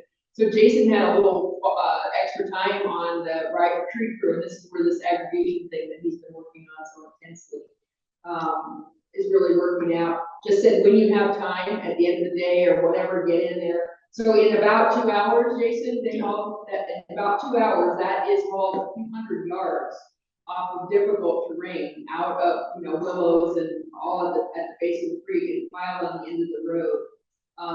Where we then collected it with a mini X and put it into dump trailers and hauled it off to a bird site off-site. So that'll be going into a cycle now of herbicides. There's still a few stragglers in there that we're hoping that the landscaping company will get on top of. But if not, we'll try to, if we have another little hour of the day or whatever on the right tree service, we'll try to do that again in there. But that's what we can generate in 2 hours with 5 guys, basically. This is also a very rare instance of when we would haul gorse off, so. Yeah, onto pavement, basically. So the inundated site, but we put it on the pavement. So. But there you go. If you want to make some lumber, there it is, right here. Then this is some work that we did. Again, this is the Johnson Creek drainage, but it's upland version of that. This is a private property owner who's trying to get subdivision put in. A final platted subdivision phase 4, what's called Ocean Terrace, and this slope has been untouched for years because it is a slope, and it's partially owned by the city, partially owned by the private property owner, and then there's multiple property owners that have this embankment. But we went in there, and it had been mowed for 10 years to where it's horizontal course, and so the guy had been paying the bill for 10 years to keep this course flat, basically. We went in there with one Uppercut did one bumper application of herbicides and went through there. This is what grew back from one treatment, in terms of the amount of that. And then we did begin cut the hillside that we couldn't get equipment on. But we also masticated a lot of material off of that. I think there's one more slide of that maybe. Oh, no, not that one. But anyway, that's the diversity that came back instantly from one application. And we've gone back and done now spot treatment on that. And it's just, it's solid grass head high through the entire thing in one application. And the guy said to me, you should have been my financial advisor because I wasted so much money mowing gorse when I could have just dealt with it. Why not? So when people complain about its expense, honestly, if they were doing the work, it would be less expensive overall. So, and then this is, you'll be familiar with this from a year ago in October, we did our drone flights off of here. And we wanted to get that horse that was hanging on that cap sprayed.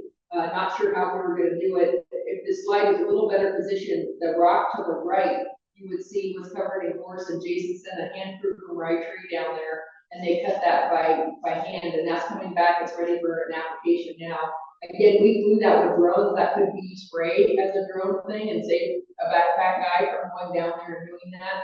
But what we did up on the upper slope that you're seeing up here is that's just one application from a hose to the gorse on the top cap, and look at the kill that we got down the side of that. Very effective. So we're not dropping all that seed onto the beach, and we stopped it in the cycle and so forth. We have not seen any erosion or any problem. That cap is thick. That's old growth horizontal windswept gorse. And I've seen a lot of seed, grass seed coming up on the flat where we sprayed that initially. So we just did a follow-up application on this site, which will probably be the last one this fall. I will see that perennial eye, and then we'll just keep an eye on it from there. But really, this entire gorse removal on $2 million lots cost this client less than $1,000. He's pretty happy. And he complied with the city ordinance. So less whining, more doing is the method, the message here. It's very important. Nobody died in the process. There were no scalers, no rock guys, no nothing. It's just got done, got handled. So we're with a little bit of work. We got a little patch that's on the side there. But we literally had, and this is where we had the repellers going down last year during the drone thing. This is the site that we had repellers there. We have one little patch right there, which we're going to send Pete out to get. Thank you, Liza. So could you go to the other slides first? Yep. Yeah, I'll go back. Okay. So I spent a lot of time with the city pursuing voluntary compliance, and just developing engagement with the property owners. The before picture here is on the lower picture. Obviously, this is the Windermere. Windermere by the sea, on the beach. It's a lodging that's been owned by this family for over 3 years. His response when I called him was to say that there was no divorce on the property. And then his second response was to write a letter saying he referred the citation to our lawyers. It is our position that your city ordinance far exceeds the proper power and duty of the municipality. To call gorse a noxious weed that poses a threat to human health and safety is ludicrous, even humorous. If there were any truth to such claim, you would be claiming that Scotland has no concern for the health and safety of all its citizens. Gorse grows freely all over Scotland, and it is a beautiful flowering plant. You would also be saying that the city has been disregarding the health and safety of the citizens for almost 150 years. A week later, he wrote a letter saying, in my last letter to the city, I suggested that we might be taking action to strike down the ordinance about gorse. My lawyer said my claims are totally wrong and that the ordinance is valid. She said my assertions about gorse are also correct. So this gentleman has become neighborhood champion, basically. This is the work looking seaward of, after the mulching was complete. And you go to the first slide now, please. And this is moving seaward onto property owned by the University of Oregon Institute for Marine Biology. I highlighted areas where they needed to, I knew that they needed to go out and find them. So I basically outlined those populations. And both these locations are now about year one ready for their first herbicide application. There's been no active revegetation. Revegetation has happened with existing plant material. This has become a group of about 6 property owners that are now on the same treatment schedule, essentially. And the gentleman who wrote the letter is enthusiastic about the program. So.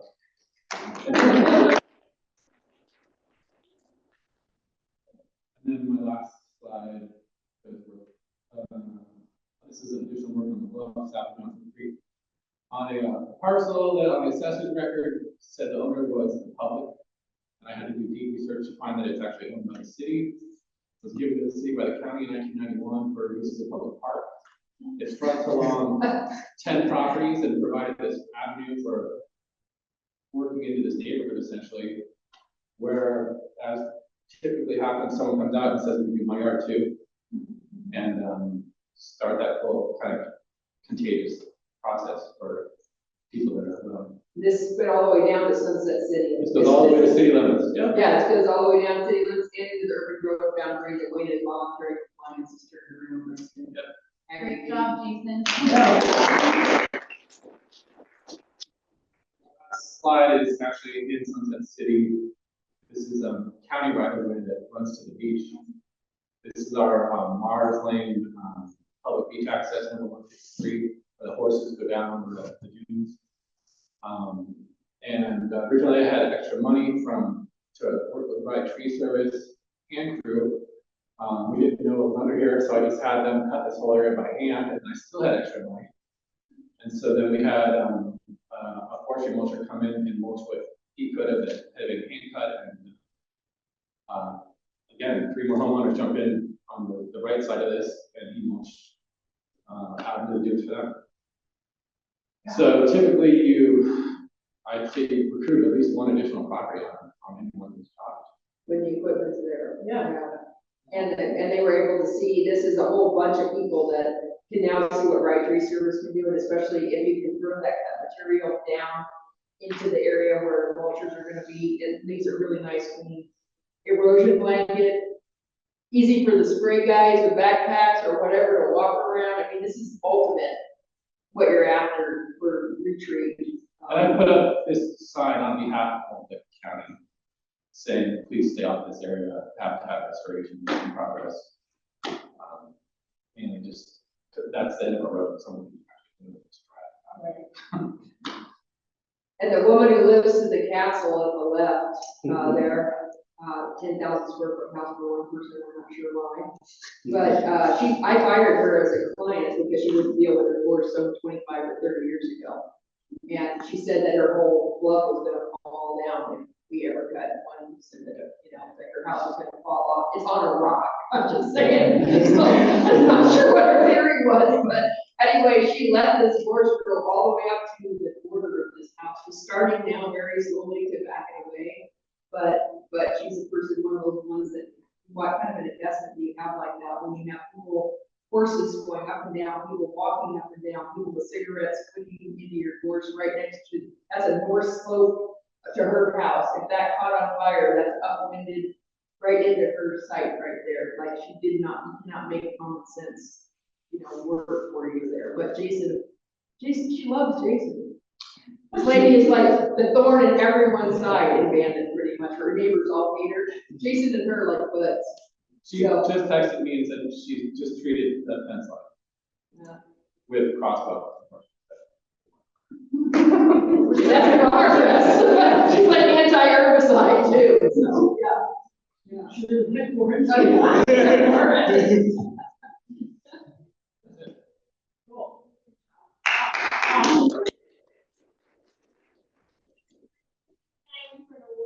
Yeah. the main thing, I get a lot of feedback, he is doing amazing. Fund it, fund this man and back him up politically, please. Yeah, back him up politically, That's the other. yeah. City politics. We're having a city politics issue where the mayor is asking for an exclusion for Gorse, for certain people. Yeah, that's fine. Yeah. Well, Jason. It's election year. Yeah. Just saying. We can pass November, right, okay. So kudos, because like doing this stuff where no one's looking is hard enough. This is like everybody. I want no part of that. Everybody is a lawyer. Nobody sees me. Right. I would just add that, I didn't submit any pictures to the applicant before now, but we are also complying with Jason's, work and ordinance. We have a 17-acre parcel that we purchased 3 years ago that was annexed into the city, and we voted once, and of course we passed. So we just voted again and sometimes just spray it. Good news on that side, our wetlands analysis for that property is completed. 10 out of the 17 acres are developable. So we'll be looking to put in with the developer a permanent solution of housing for our inhabitants of the city of Bandon, hopefully at least 10 acres of housing. So we'll have a permanent solution, which of course, little concrete, little wetlands rehabilitation, but that's the plan. Moving forward on that. I think they all need Gorse handling. Yeah,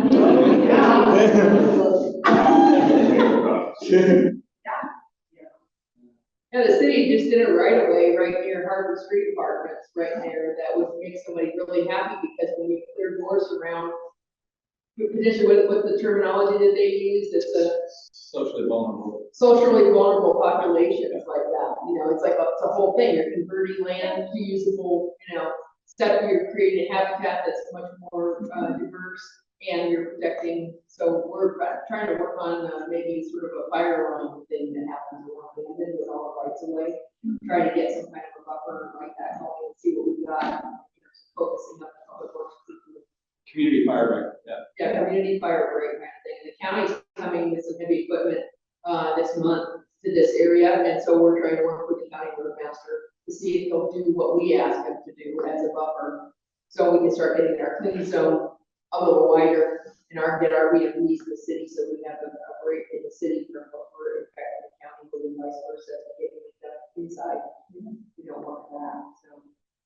Unbelievable. I mean, I cannot tell you, like, when the Gorse Action Group started, this was impossible. It would I never. think you said that in the first meeting. It's just like, it's just, I literally stand on some of these bluffs and I'm just like, I have in tears, because I'm like, this is impossible work being done.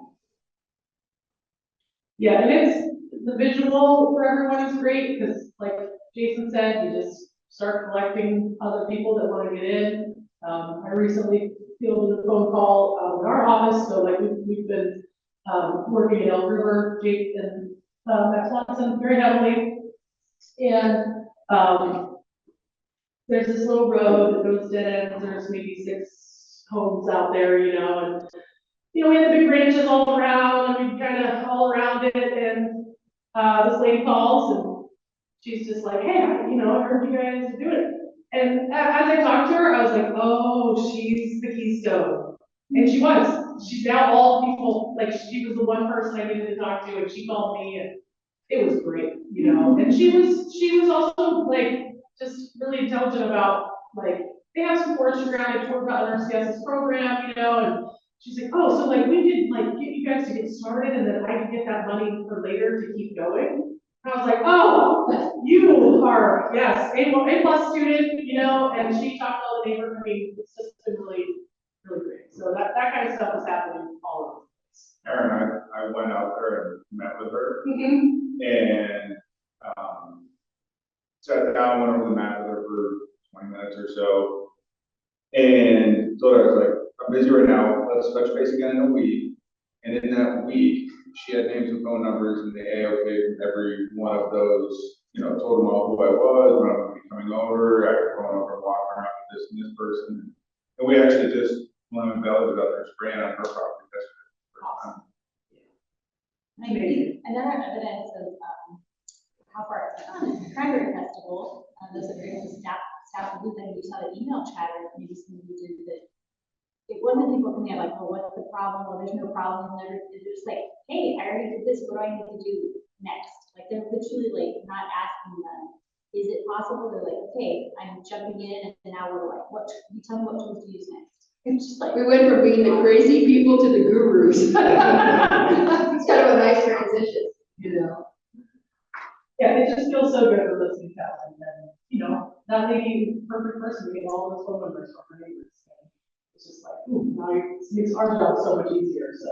Well, it's interesting. I was gonna say, we've been working with the branches around this pocket, and the whole time I'm telling, anybody who's working out there, the contractors, myself, I'm like, stay away from the fence line. Don't know what's on the other side of the fence, and it turns out everybody on the other side of the fence wanted it on. Yeah, they're happy to have you deal with their friends. Unfortunately, it would have been a lot easier if we had just driven into the middle of their property and spread out to go and work on the branches and drive all the way around through the branch and making, we're gonna do our through the Gorse. So they can't work on their fence lines because they're covered with boards, What's so that's that? like. That's- Yeah, that's Wait, boards. so I'm on this thing, you're to break through. She called me. Yeah. She had, she basically just heard, she saw what's happening, for her, and then she said somebody told her, that there's money and that she should call us. And I got a voicemail, pretty awesome. So I was at the grocery store the other day and somebody came up to me and said, your crazy Gorse concept with that district thing is actually working. And I said, yeah, she said, I went down to Berkeley's the other day and there's somebody doing that down by Elk River. So do you know about that? I was like, like they're starting to get that it's not just here. Like they're understanding now that this is part of a much larger effort, and she said it made me feel so much better about what Anna's doing, because if they did that and we didn't, we'd be in trouble, they'd be in trouble, that she was getting the fact that we need to be working together. So that was pretty interesting. Somebody who's not normally aware and believes like we are, right? Getting that was definitely a concerted effort. Excellent work. All right, who's next? Eric, you want to chat? Yeah, so this is a picture from our kettle and bowl last year. It's been the last 2 years. There's a QR code. It's on the back of your agenda. Yes. For this year. So Karen handled all of our outreach events, I think. But basically the kettle and bowl is a whiskey run mountain bike trail. We hosted that last year. They pulled 95 pounds of just seedlings. So that's the attack plan for this event is to get seedlings. And then the rest of the year, I'm working on that's done with contractors or just spraying the trails, trail sites. So that's a fun event. You guys know any mountain bikers, if you are mountain bikers, send them info this year. It's on October 26th. And we love to have everyone their prizes, so we can have donated from local bike shops, and then Seven Devils Brewing is also going to be there. So good event. Let's see. Yeah, you have an after party, right? Yes, after party. And is it at the site? Yeah, so it's all that Seven Devils. Yes. And try to keep run trails. And that's where a lot of our Gorse work, the heavy Gorse work takes place. We do most of our Gorse work is EDRR type stuff up in the rest of the northern half of Houston County. So that's what keeps me busy, just finding little pockets here and there that landowners have. But all of our heavy stuff is kind of in the Whiskey Run area. A lot of Houston County forestry. But we're starting to work with other, other timber companies and landowners in that area, with the goal of kind of holding back that I call it the front line. That kind of makes this curve along Beaverville Road. On one side you have Gorse, on one side you don't. So we're trying to kind of hold that, keep it down south, and slowly do that. Any questions on the building pool? I did it the first year. One of the things that we discussed was cleaning up tires, the seed spread and using it as an educational opportunity for mountain bikers. That's something you're thinking, Well, so we have a bunch of signs that are ready to go up, talk about all the ways to see out there. Gorse containment zone signs on the trails. Because there's a lot of people, like I go out there and I meet people from Europe, all over the place that are going to there. So that's definitely a thing. We've looked at getting like a little cleaning station to put out there. Still in the works. Maybe next year on that. Even on the day, yeah. Yeah, we'll definitely have it on. Yeah. Are you in contact with any of those on Tokyo Road? You got them call from the land around it. Yes, or we're doing it.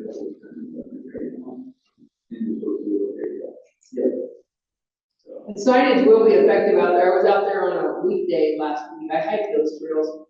Don't ride a bike, but I hiked those trails. And there was 30 cars in the parking lot on a Wednesday there. And a lot, because there's so much mapping that they need to look at, that board is very effective. Almost anybody that goes there gets the lay of the land and can get that information, pretty well. And then I also heard some crosstalk with somebody that was there, that was in the pedal and pull group, and he was saying that we have this event. So if the bikers, local bikers tell the other bikers about that, that really is helpful too. I noticed a lot. They communicate with the bike group, communicates with each other a lot. And I have a lot of Airbnb guests that use those bike trails as a destination. They come here and board that. They have more money in the back of their car on a rack than their car costs. Crazy. Here, I think I forgot to put those last ones in, I told you I was doing. Oh, that's okay. Yeah, since I didn't grab them. Yeah, so the pedal and pull are big in Gorse event, but we also like people at the Memory Festival, and all other, outreach events here. And then, the picture that I sent, we were able to find it, just showing some of the work we do on Coos County Forestry. There's not a whole lot of huge big infestations that we deal with. Most of our work is smaller patches, but what we do deal with is kind of roadside forest. So this is an example of a before and after of a road, right? It's within the Whiskey Run Trail system. Before? Yep, so before. Wow. And then after, so that was the. That's spider bite damage that. Yeah. That was So I know that one. Yeah. So that was the Willamette Valley Forestry went in there and cleaned that road up. And then my plan with these kind of areas is where it's all roadside, just to, open up the acreage, with contractors, and then we have a UTV sprayer that I can just go in and do that kind of thing in a day with. So the goal is to get these areas to. That was Vancouver? Yeah. Masticator would have been great for that. I think, yeah, that might be something I Yeah. would get right now. Talk to Jason and I. We're method people, yeah. Okay. Good to know. While I have Alex, is Alex? Yeah, Alex and Kuswa and Kokwa, everybody in the room together, there is a couple of wicked patches east of the refuge at Anazor, before Rocky Point program, on the north side of the road. It's not on their property, but it's two drainages, so Ivy and anybody can help with those. They're spreading and they're roadsiding and they're getting into the county road equipment, and it's past the right of way. So it was on the right of way, somebody sprayed it there, but now it's gone all up these drainages, and there's 2 or 3 places between Riverside, Kennels, and Rocky Point Boat Ramp. There's a really bad infestation starting there, and it's isolated and it's headed east. Yeah. Yeah. So, just the refuge is there, but I know it's not their land. Yeah. So anyway, I'm putting that on your table. You guys are all in the same room together. Just saying that's one that we need to work on, definitely. Okay, so, this is part of my Do the Trees Beat the Gorse series, called the shading. I take a lot of pictures of trees not winning against the gorse, because I just wanna, like, it can, like, shading out can work, but it's also work, like, there are steps you have to take for that to work. And this is, what was a tree plantation. They do all sorts of, Christmas trees and all sorts of, there's all these different, conifers. And they're all planted in lines, and so it's this, all the cedar has died in there, there's a bunch of cedar pockets. This place is, 60 acres, and there's just all these different patches of different trees. This is an area where there's a bunch of pine, and they were all dead. And this is what I'm trying to take a picture of. So the mower was in here, that's my glove, and that's the trunk that's cut off at the bottom of the tree. And then I use my panorama vertically. So all that green, so this is 30 feet tall in this, and it killed this pine tree. I don't know what kind of pine it was. The pine tree is totally dead, so you can see it on the right, and the left is all the gorse. So it was just like up in there, and these trees, they didn't win the battle against. No, Australia, that. Yeah, I mean, you might have these, I'm sure it's one of those things, I'm sure there's some, there's environmental factors as to why that works in some places and not others. But this is another example that I just spent a lot of time taking a picture of. But I just want to show how that is. You couldn't get that stalk, you couldn't get it out. It's growing in, like, the pine trees around it, they don't come apart. It's stuck there. So, but it was just strangling that pine to death, and it did. So, and the St. Natural area, Scott, this is for you. This is the answer. Yeah. So this is, I don't know before of this because it just looked like the right hand side. But I couldn't get there before. But this was like the edge of the 50 or so acres that we mowed last winter out there. So this stuff was big and gnarly, and the duck was like over my knees deep, like it's super hard to walk around there now. But there it is. When I moved here in 1982, September 1982, this was sand and one or two pieces of gorse in this area, one or two little islands, maybe 30 feet across. And this is what happened. So if you don't think it's going to happen, it's what is going to happen. Yeah, so that whole area, when I moved here in 2002, I'd say up to maybe 2006, you could still drive vehicles. People would drive out there, go up a little 4 mile lane, and they drive all over the dunes. And then parks, stop that, and this is where we're at. So like all the landowners out there, like Liza saying, they're like, this is like a 20-year problem for them. It's not been that long that it's taken to get to this point. So should be stuff. My own giant octopus mother tree. I just couldn't help not take a picture of that. It was big. This is the wall. So if you've ever gone out the Lost Lake Trail, you go to this BLM section that they have, cleared shoreline or attending a bunch of, native dune plants, and there's some silver fields. Yeah, silver Cecilias in there, all good stuff. And then you hit this wall at the state parks property line, and we all call it the wall, of course.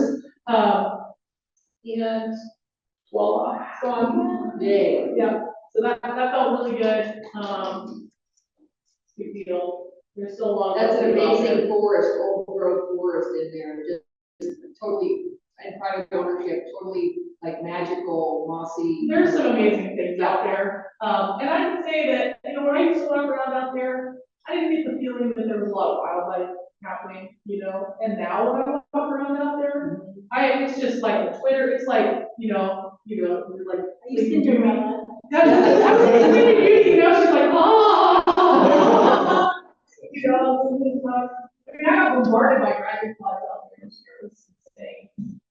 So yeah, we're gonna go back in there here real soon and try to clean it up and stay on top of it. So, and here's some pictures that Michelle took. She sent these just further down that trail, kind of what things look like out there. So I've been out there.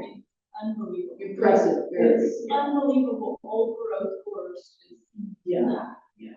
So, and then I just want to highlight this, so that slide where I showed where the mowing edge was, this was, right near there. So imagine just like, big bush of gorse, and like, that is in the shade, right? And like looking into this gorse plant. And that is in the shade.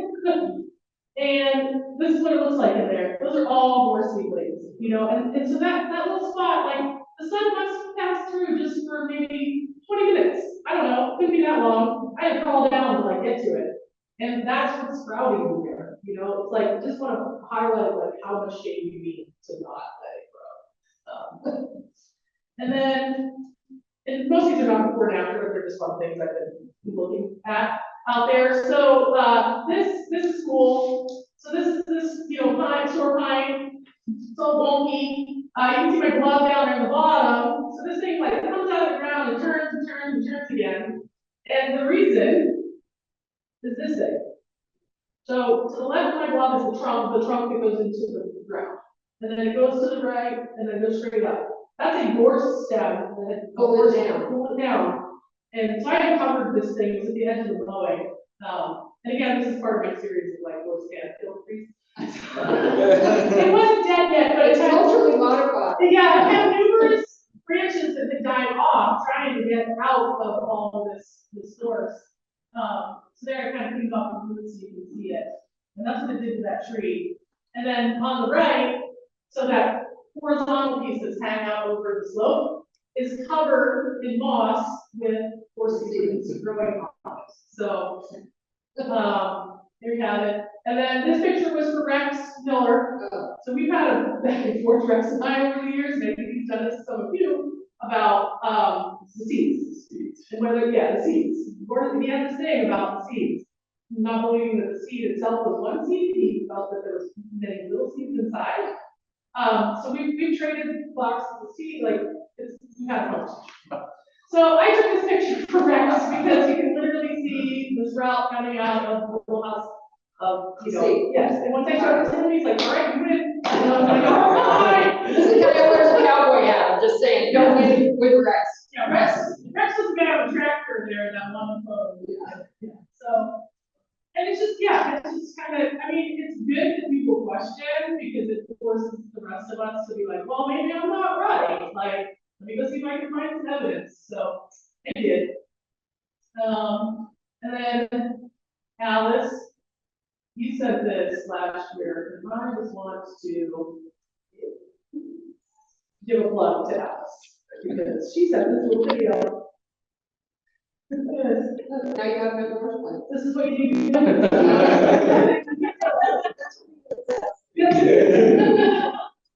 also impressed with your Kogi resilience. Very soft. Yeah. But I also hear one is just like a little crackly of her feeling But I really appreciated Alice for thinking to videotape this activity. Right? Alice, can you go out to 4 Mile? Yeah. And then also,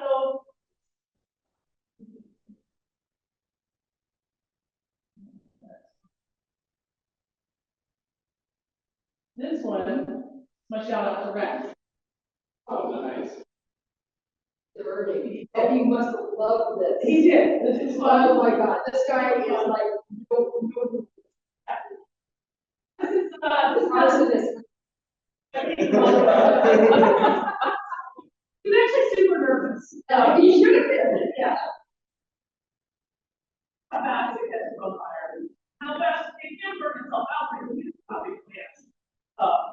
These are in the ground. So this is a pasture, and it was sprayed, and then, there was split, but then you got this dead up here. So this was a attempt to see what happens when you set on fire. Anything about somebody, I'm like out there videoing.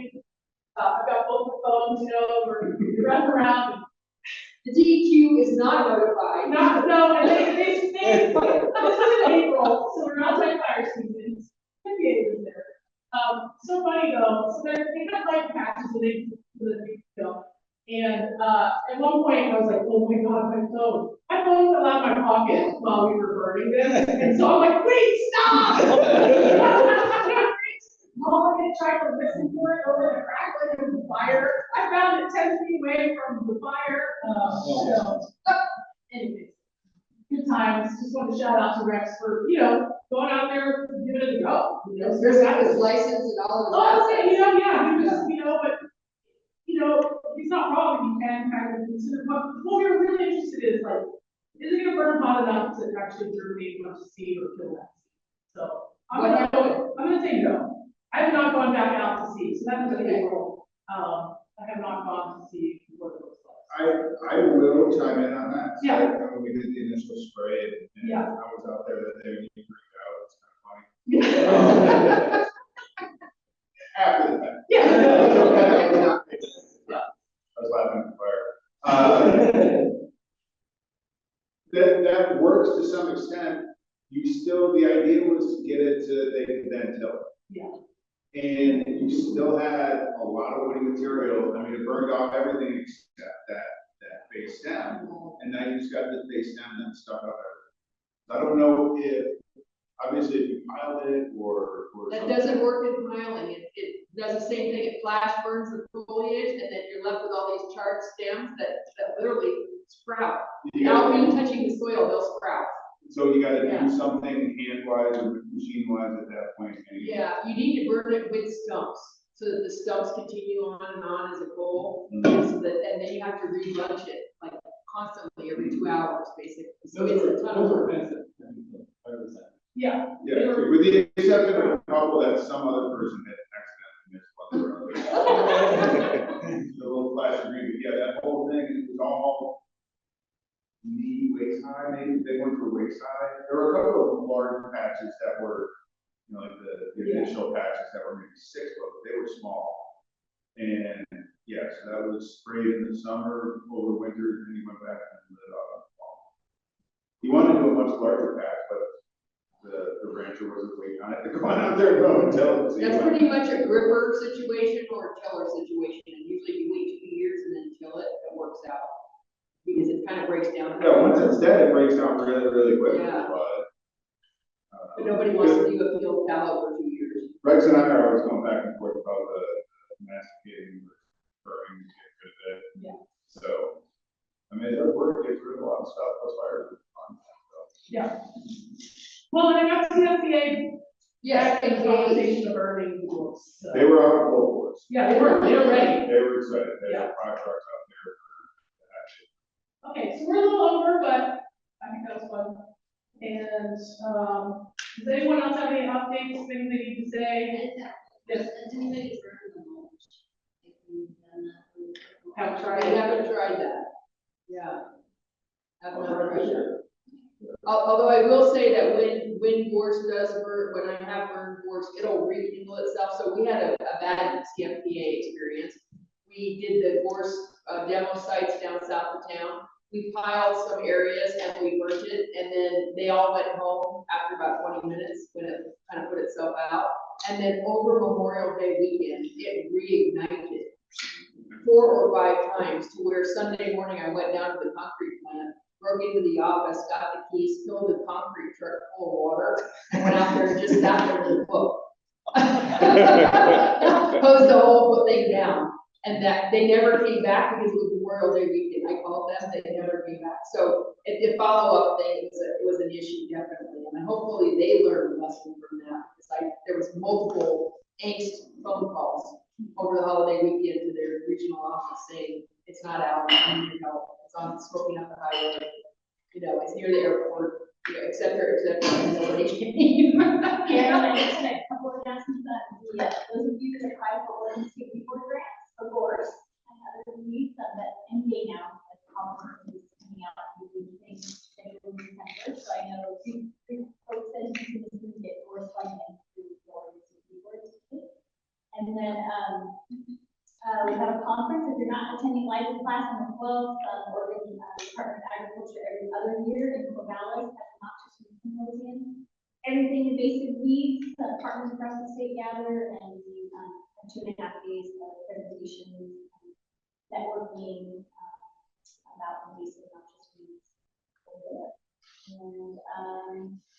I just wanted to give a shout out to Miss Courtney here.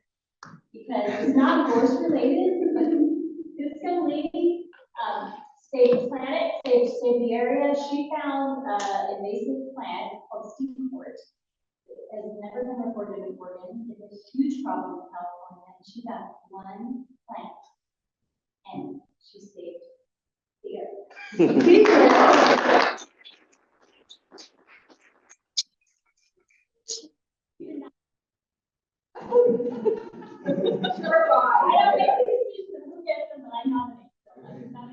Where was it? It was literally on the side of the road, like right across from the Van Marsh office. I was doing an EDRR survey, and like I saw it, and I was like, there's no other plant around that looks like it, and I've never seen this before. So I'll just take a couple pictures and I'll like circle back around to when I got back to the office, started doing some research, and I'm like, I'm like, really fun to smell. it does, yes. It smells like camphor, like Vicks Vapor Rub, especially if you like pluck it. But if you do that, you gotta wear gloves because it's like, it's bad news. It can cause like dermatitis, blisters, poisonous to livestock. Can taint like their meats and milk if they eat it. So I got our California partners who work on this plant involved and sent photos. I'm not an expert. I was like, what do you guys think? And one of the researchers is spends her, she's at UC Santa Cruz, that organizes the big collaborative grant money for the patches and shivers. yeah. You know, she found the one. So it was a vector, road vector, probably off the tire. So at the next Walker's meat management area, we several years involved in, we'll bring pictures of them together, making sure it's not. You You're also being curious, because like you could just, be like, you know, you didn't know what it was, so that's super awesome. And beyond that, the name science, she potted it up, she's waiting for the flowers, and we have official ovarian specimen. Oh, there you go. Nice. Okay. I just wanted to call attention to Debbie Mueller, jumped in here while we were finished. Hi, Debbie. Hi, Debbie. And Hello. you wanna just tell us what you got in the chat here? Oh, I can. Can you all hear me? Yep. So my name is Debbie Mueller. I'm with Coos County Office of Emergency Management, and I had just popped in because a couple of you had asked me about the county CWPP, the Community Wildfire Protection Plan, which is very outdated. It was written in 2011. I don't know that it's ever been touched since. The Oregon State Fire Marshal has guaranteed us money to pay for it to be completed. You know, there are a lot of requirements from the state that need to go into it, including analysis stuff of the area. And obviously, Gorse is a huge concern for our county. And so I just want to let you know that it kind of is in the process. You know, I'm waiting for the intergovernmental agreement from them so that we can then reach out. We've had a couple entities interested in working with us on preparing it, and we will have town hall type meetings. If there was a couple of you that were interested in being in the actual steering committee, I put my contact information in the chat. We would be happy to have you, but I don't envision much happening probably till either midsummer next year, just because that's kind of how government moves. We got a whole room full of people to use here. And Aaron, Curry County is almost done with theirs. Yeah, it's finished. They're just working on some extra bits because they had some extra funding, the contractor, so. So Debbie, could Coos County utilize the hard work, recent updating that Curry County's It's done? very similar vegetation, very similar stuff. Yeah, the company that did theirs is one of the people that I had received a quote from, and certainly I'm glad to hear. Have you guys looked at kind of their draft end product? I've seen the draft. You know, there's a lot of really technical stuff in there, but like where the rubber really meets the road with those is the people in that are on the team that puts the plan together. Because just as a matter of fact, this whole plan is about getting money. If you want fire, any money that is tied to fire, you have to have an updated CWPP plan. We some money a couple years ago because our natural hazard mitigation plan had been updated and there was a Gorse section put in there. But we had to write a lot of letters and because they really want to see it in the CWPP. But it's your opportunity to put the 5 sentences in there that you need to get money for these types of things. So I encourage you to. Oh yeah. We did update our natural hazard mitigation plan as of 2023. And unfortunately we didn't really think about it at the time. Kind of what counties are moving to is updating them together because you have a lot of the same information. It's just one is more geared to fire, and I think it was Douglas County ended up both their planning department actually did their CWPP in conjunction with group that updated their natural hazard mitigation plan. And our plan it's the hazard mitigation plan, 5-year plan. But an example would be the Coquille natural gas pipeline that's owned by the county due to climate change and coastal erosion and the undercutting of the river. The pipeline has become exposed, and it was an issue when we completed our 2023 plan, but we didn't list it as an action item because nobody involved on the committee knew about it. And so, you're right, one little sentence in there, makes a whole difference on whether or not you're going to get money. And it kind of sucks, but that's kind of how government works. There'll be a lot of sentences in there about Gorse. Don't worry. All right.